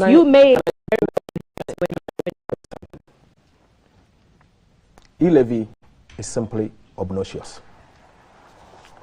It is punitive, it is regressive, and most importantly, distortionary. It is going to distort the economic activities of this country. It is going to be disincentive to digitalization. In fact, it is going to bring cash economy back. So if you are to implement a tax policy that seeks to only look at revenue, you are making a mistake. And that is why, as a tax professional, I have everything against e-levy. I don't know who is going to be in charge in the next NDC administration in terms of fiscal. But I can assure you that the NDC's position is that this is a tax that should not be tolerated. And most importantly, because it is a tax designed at the poor man. Even though an active agenda to digitalize has created an atmosphere where corruption or at least waste in the system can be plugged a bit more fully, according to the figures given to us by the Vice President. He's told us more increase in the number of people asking for a driver's license, passports, and e-payment platforms make it possible for the monies to go into the required accepted accounts, so, even though digitalization so you should is impose bringing a tax, more so you revenue. should impose a tax to derail all the digitalization agenda you are talking about. It's counterproductive. In fact, the very thing you have said makes e-levy a counterproductive. In one breath, you want to promote digital economy. In another breath, you are imposing a tax that will discourage it. Who does that? You see, policy inconsistency in this administration. That's what I see. You think it's a fight between digitalization versus corruption? It is a fight between inefficiency and mismanagement. That's what it is. Dr. Forson, ranking member on the Finance Committee of Parliament and also former Deputy Finance Minister, has been my guest this morning. He represents the people of Ejumako Enyan Isiam in the Central Region. Reacting to the Vice President's economic lecture last week, Dr. Forson, thank you. Thank you for having me. I'm sure that we'll have you back again. Yes, anytime. When the need arises. Anytime. Thank but I can assure you much. that things are not improving anytime soon until they take the right decisions. That's the minority's take on the economy, and we'll be back to do something a bit lighter on the other side of the break. And Valerie is sitting down with Wolasi. This is GTV Breakfast. We'll be back.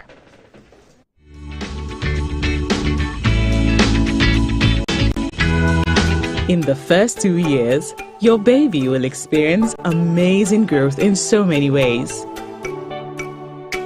To fuel it, they need the right nutrition. One bowl of goodness a day provides the wholesomeness of carefully selected grains, the Iron Plus, which helps support brain development, and the yummy taste baby loves, assuring you the right nutrition in one bowl. Cerelac, it's all good, Mom. This advert is FDA approved.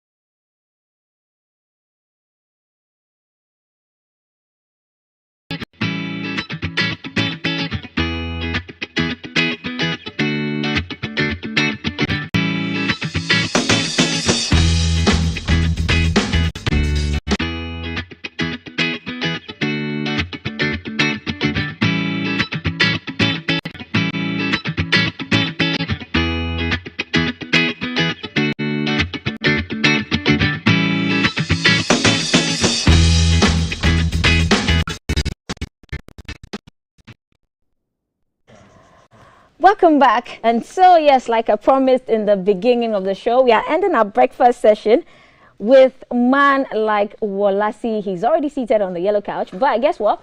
We're taking a quick break. Quick Credit make this possible. And so, yeah, it's only right that we hear from them. When we listen to what Quick Credit has in store for Ghanaians, we'll come back in studio and we'll get up close and personal with the man Wolasi. Here's a big break.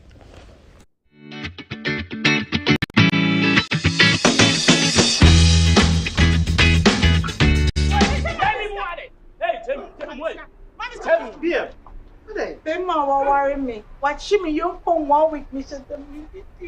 Oh. Now who papa? Boga, na dey. Senior, name me any more cut down my business is a collapse my house bank. So who take quick credit inka? Quick credit? Yes, quick credit. Who pesika? E dey start here adwuma bi. Who here be private worker. Who pesika dey ate hot so. Who here bosumi adwuma. Who here sika dey bibi ntempa so. Quick credit be ma wo loan. E mo tua ne kakra. Na enije sem kese ne say a collateral free loaner, susu, savings, account opening, and a deposit as MBN. The here say, Ghana card. 2022 year, 1 year Juma, now one hour young. Who need excuse here?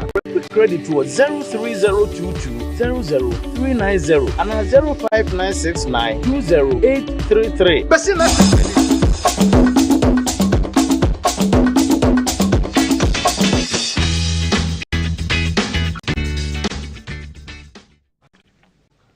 Welcome back. So the man Waska, aka Wolasi, is in studio, and today we are getting to know him a bit more.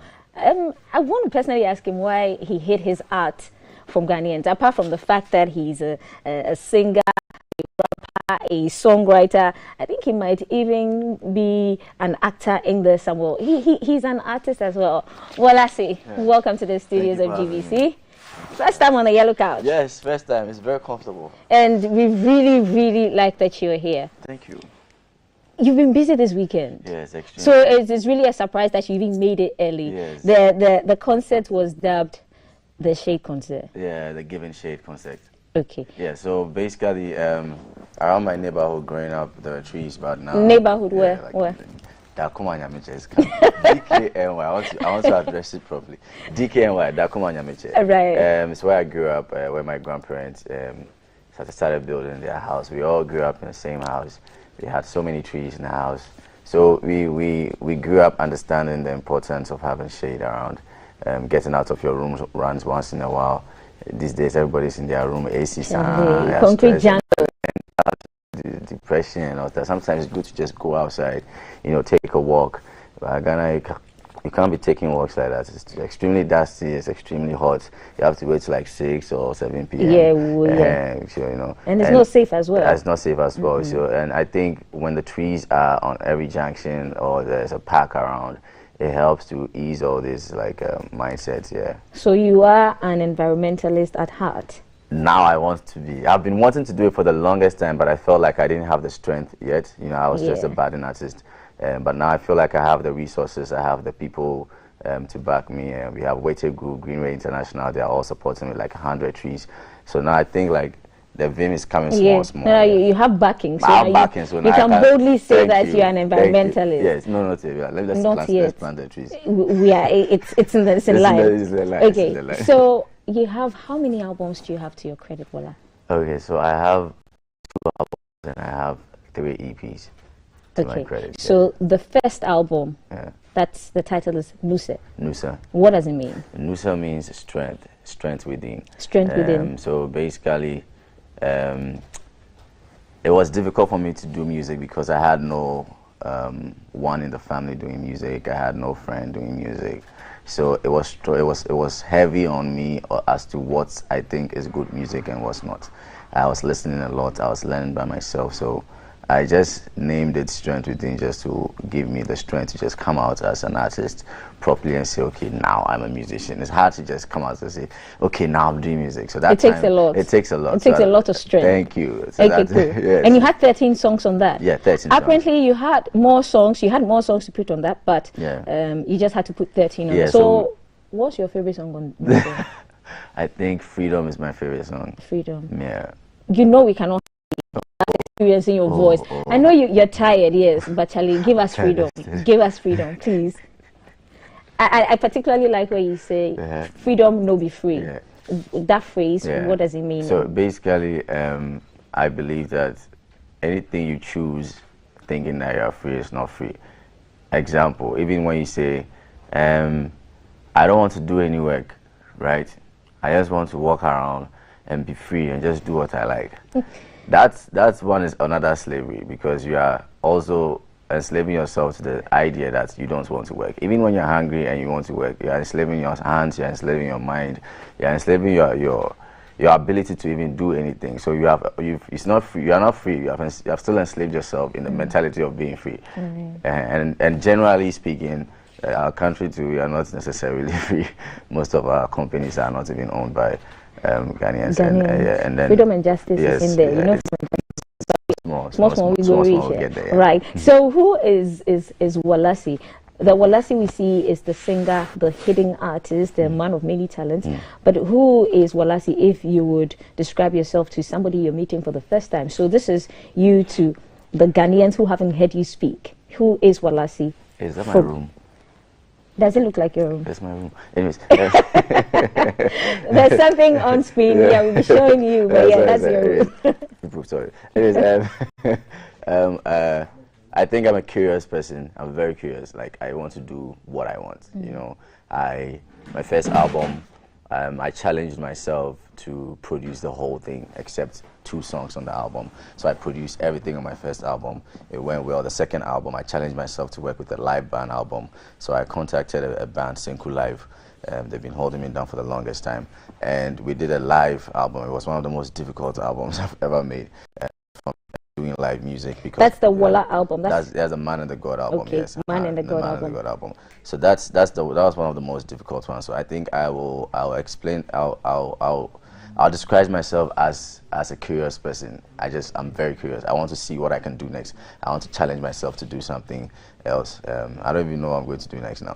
Okay, so a little research into you says that you associate yourself with high standard music and beats. When you say, well, what do you mean when I didn't write that. Whoever wrote it. Okay, so to you, what's a high standard beat?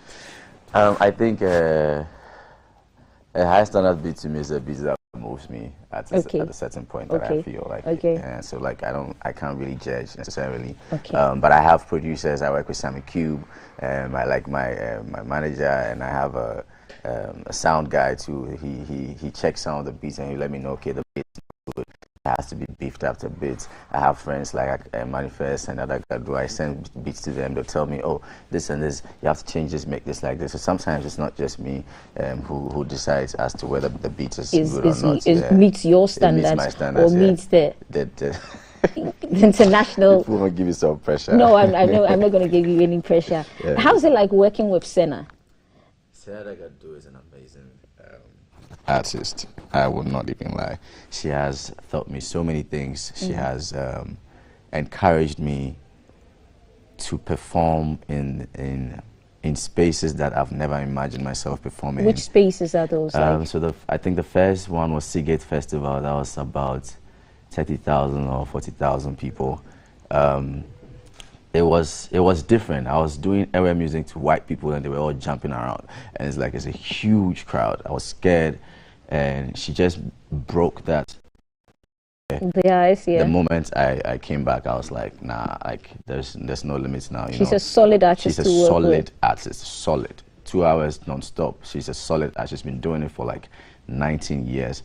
And I'm happy that she's been able to like give me the chance and opportunity to support what I'm doing to some extent. And that's all I've ever wanted, just to take my music out there, to the world, market it properly. Exactly. Are you an artist who is choosy when it comes to who comes on your music or which beats you jump onto?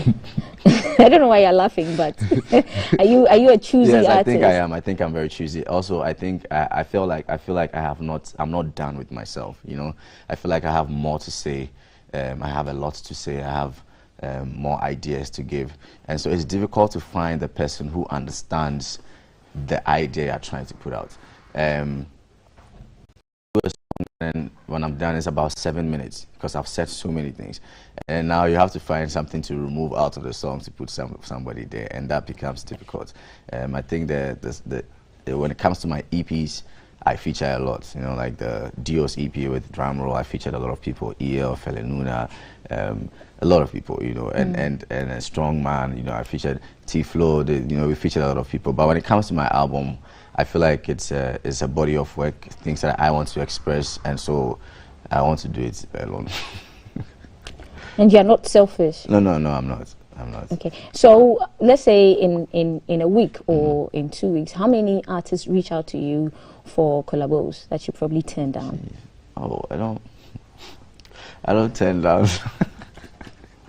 I don't turn it down. I just tell them I'm not in the space yet, because sometimes you are not in the space of recording yet. You know, you are only like I was doing paintings the whole time. I was doing an exhibition. I was painting for like 3 weeks continuous. I wasn't in the space to even do music. Like, my mind is not there. I had to like excuse myself from music and just go back into painting and come back. You know. Well, I think you're weird in a nice way when it comes to your art. So a little bit whispered to me that one time you had to go on stage. You have a lot of energy. I've seen some of your stage performances, and I think that's your biggest strength. But a bird whispered to me that before you actually came in for a performance, they had to cover you with blankets. This is behind the scenes. They covered you with blankets, and you had to soak in a lot of vapor from some boiling hot water. What was that? Like, I want to get into an artist's head. Is it just because you're I don't know, is it a creative process? Who is this bird? Bed whispering. I can't mention the bed's name. Okay, so it's just you know, and then those buildings with a lot of steam. Yes, it helps you breathe properly. It makes you sweat, so it eases the tension a bit. So it's just science. There's nothing. Guys, it's just science. It's just Wala science. doesn't cook himself in some pots to come out. It's just science. Yeah. It's sauna. It's sauna. You breathe well. You sweat well. You wipe, you go take a shower, and then you feel fresh. Okay. You know. So I know you have skewed perceptions when it comes to our music industry. Be candid. Share. If you were to be, maybe the head of the Musicians Union of Ghana, Musica, do not roll your eyes at Musica. So yeah, what are some of the first changes you would make? Coming from an artist who has been with, who's worked with artists across board, what are some of the first structural changes you make? I think it's the royalties, man. It's like the royalties. Making sure artists are getting paid when songs are played in pubs. Artists are getting paid in Europe. When someone performs your song on another stage, you are getting paid, and the person performing your song is getting paid for performing the song. When there's somebody's playing your song in a bar, you're getting paid. When they're playing your songs on radio, you're getting paid in Europe. And so I think that should be the first thing that I would love to, like, you know, handle properly and for people to get their royalties. And I think they are already doing that. They are in the process of doing it. Okay. The second thing is having infrastructures for artists, spaces to perform, like Alliance, a place bigger than Alliance, a place bigger than National Theatre. And studios, standard studios for artists to record. Standard studios, yeah. When you say standard, what do you mean by standard? I mean, this is you educating some of us, yeah. So mixing, mastering, a studio where you fit a whole band. It's maybe an orchestra band in. This whole place could be a space where only instrumentalists are playing, and there's another room somewhere else where there's a huge mixer, and then it's picking every sound. But are such spaces readily available? There's one space, I can't remember the name. It's quite big. It's escaping. Okay, that's but the only space I've seen that is a huge and is a standard studio. Yeah. Okay. Have you had a Wolasi concert in the Volta region at Bozume, perhaps? No, please, not yet. Okay. Why? I know because maybe where you come from, Voltarian, but are you looking to make music not just in maybe English and Ewe, but in other languages as well? Yeah, I've done that. The last album, I think there's one song called, I don't know if I can say it, but it's Okasia. and it's about, you know, so that was in full tree. I've done songs in Ghana, so I switch up once in a while. Yeah. Right. Now let's talk about you as an artist. Well, you hit that from everybody for a long time, and when people who are close to you know you do art, but when you brought the art to us, we're like, wow. Why did you hide it, Bola? I didn't hide it. I was painting in a room. Did anybody see it? I wasn't just sure. Those who were commissioning me to paint, those who were commissioning. So that's a beautiful photo of you. Oh yeah. This is minus your look. So this is So these ones are current. Yeah. Okay, you're still telling us why you only painted in your room. Yeah. Because I have clients. I have like clients who commission me for works ever since I started painting after Takari Technical University. I've had clients, so like I have people asking me to do portraits and all that. And I send it to them to whichever other place they are, Finland, Sweden, no matter where it is. So it's like I don't have to show it to people, people's wives and kids, and I can't be posting those things on those are your private clients. Are you looking to go commercial? Have you thought perhaps of having an exhibition? And yes, I had my first exhibition, I think, 2 months ago. When is the next one, please? And it went. Well, the next one will be when I'm maybe in 2 months. Okay, so how did that one go? How did it go? Went so well. Thank you, Tribe. Tribe Africa. They really supported. We sold out every painting, and I also want to thank the British High Commissioner for coming by, checking the things out. And it's like it was, I think I was scared because it was the first time I was like exhibiting, you know. But the place was packed, people were happy, we were taking pictures. It was really nice, yeah. And I'm happy I sold everything. I needed money.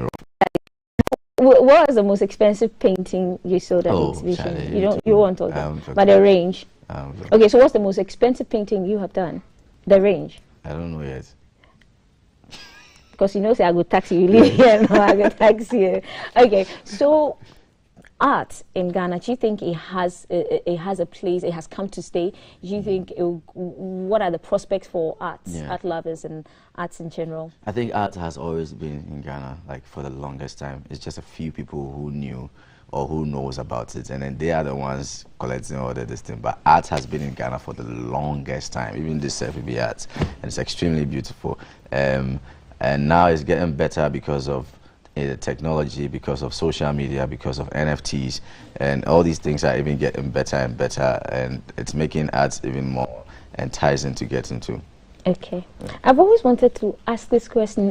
Yvonne Nelson directed how's it like? It was great. She did the visuals? Yeah, she did the whole concept and everything? She came up with the concept with the directors, I think Hafiz and Felix. They came up with a concept because she started a company, a music video company with some of her items that she uses for music, for movies. And Charlie, was a great opportunity for me. Charlie, free music video there, I don't go take up. You can't. There's one of your intros, Spirit. Spirit, yeah. And there was a little child's voice, poetry. Yeah.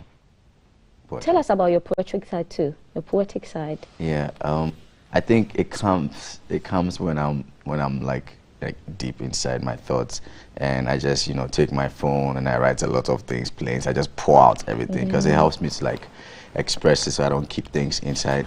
And I called my little cousin then, Selassie, and I made her recite it. It was an amazing thing. And I also work with Poetry Asantwa, one of the best poets. That's in Ghana. Freedom. Yes, freedom. That's freedom. Yeah, that's freedom. Yeah, that's freedom. Let's talk about your fashion sense, Bola. Yes, it's Afrocentric. Yeah. Do you make your own clothing? Do you design your own clothing? What inspires your fashion sense? Some of them I design them myself. Some of them too, we just allow other fashion designers to just go all the way and do what they have to do.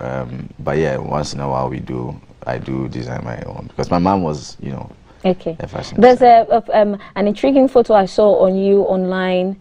a nice looking, something like what you're wearing, but with a snake. Voila. What's that? It's just for aesthetic. Is that snake your pet? What's it with you creative people and snakes? Halfway there, shout out to you. Yeah, it was just, it's an animal. There, you know, that's on our screen right now. Is that pet? It's a friend's pet. okay? Yeah, and it's very calm. It's always like, it always feels, when it's on you, you realize it's even feeling more comfortable than you are, you know. And then they love your warmth because they're always cold, you know. And we need to start appreciating these things and animals around. Africans, we like, you know. That's why if you see around, everybody go kill them. Everybody go around. By someone's pet, and then they are very nice, calm, you know. They don't harm. These ones are not even poisonous, you know. But I was just playing with, you know, the greens, you know, having greens around. I was basically playing with the Adam and Eve thing, you know. Well, it came out really well. It came out really well. And then the lights over there also made me look like a halo and all of those things. Charlie, the creative process was mad. Yeah. And that's, I think Zaki helped put it up. Yeah, amazing. Zaki and myself. Zaki Adam, an right. actor. Yeah. Educate us, how to use social media as an artist, man, for the young people who are looking up to you and watching us right now. How do you use social media? You said, how to use social media? Yes, you said initially, I mean, I like the fact that you came up boldly to say when you're about to do something the first time, I mean, you told us you were scared, and it's okay to be scared. So how do you use social media as an artist? Social media as a creative person. As a creative person. Yes, as a creative person. I think I use social media to show people what I have. I hardly go on social media. Like, it's unless I'm come to do a show, then I'll be bombarding people with content and projects, or somebody has paid me to market their product. Then I'll do that. But I don't. I've found a way to make sure it does not make me depressed. I don't have that fear of missing out. I always have to focus on what I want and the plans that I have, so I don't lose focus, because it's easy for you to lose.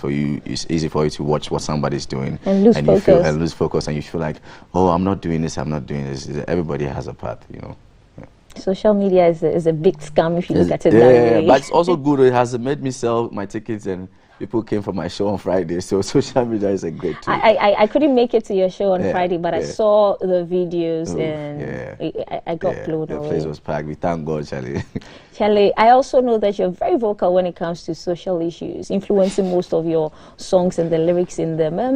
E-Levy, what are your thoughts about E-Levy? The debate is still raging on back and forth. Honestly, I don't even know much about it. I've been thinking about the trees so much. Yeah, I like your stance. I think, Charlie, you're thinking about the trees and the environment. When I get out of my house, I'm suffering. I don't now come to think about somebody's things that swindle everybody. I think if everybody comes out and then we make our environment our heaven, these people, you know, we don't go mind themselves. No. If we come together, we can do things in a way that we might not even need them, and then they will come supporting us. Amen. Okay, final words before you take leave of us, Voila. What's in the pipeline? Any project? Yeah, so there's a website for the Giving Shade project. It's called the Giving Shade Concept. .com, www.thegivingShadeConcept.com. Please go if you want to volunteer. We'll start planting trees in about 2 months. We are not planting in places where it's going to make AMA give us problems. We want private property. So if you have a private property somewhere where you feel like we can plant a tree and put a bench over there, right in front of your house, on the side, anywhere, at the edge, anywhere you feel like it's your space, we can come and do something there. Hit us up. Go to the website. You can go to CGH and on all platforms, and DM me, and then send us your location. We'll come there, check the place out. We'll put a bench there and start planting our trees. Please don't urinate on our trees, please. Thank you, Wala. Thank you for passing through. Guys, we've been spending the last part of our breakfast session with the man Walasi. You have some. Oh, thank you. Can Wala, what's this? What's this? Can we zoom in, please? It's my cross. This is your cross. Yeah, it's like it's my symbol, it's my logo. It reminds me. I did it when I was young, and it reminds me of what I wanted to be and where I wanted to go. And then it has Wolasi at the back. Yeah. So I'll keep it like a pendant. Yeah, it's like a pendant. It's on my neck and all my videos. Right. You know. Okay. Thank you. So hey, I got a Wolasi pendant. So yeah, we've been spending the last part of our breakfast table with singer, producer, songwriter, artist, and a stand-up, a fashion. Snake lover. Okay, so behind the scenes, they are giving me lots of adjectives. Yeah, but we've been spending time with our man Wolasi. So go out, Wolasi GH, on every platform. Follow, like, share. And also to Giving Shade, where that's a project Wolasi and his team are working on, and they're looking for places to plant trees. So hit them up, DM them, and if you have spaces, private spaces, the team will come and plant trees there. The hashtag to follow is GTV Breakfast. Well, a big birthday shout out to Mrs. Naomi Adumaku-Boateng, mother of Miriam Adumaku-Boateng and all of us. She's a mother to everybody in the newsroom. So yeah, Auntie Naomi, happy birthday. Also, this is from the man, the chief laborer, Alan, to his friend Isaac Che Odame, and also from Cynthia, producer in charge of everything food here at GBC. She's saying a big birthday shout out to Miss Dora Labi from the GJA. You all have an amazing day. The hashtag to follow is GTV Breakfast. Remember, Wolasi GH everywhere. Bye.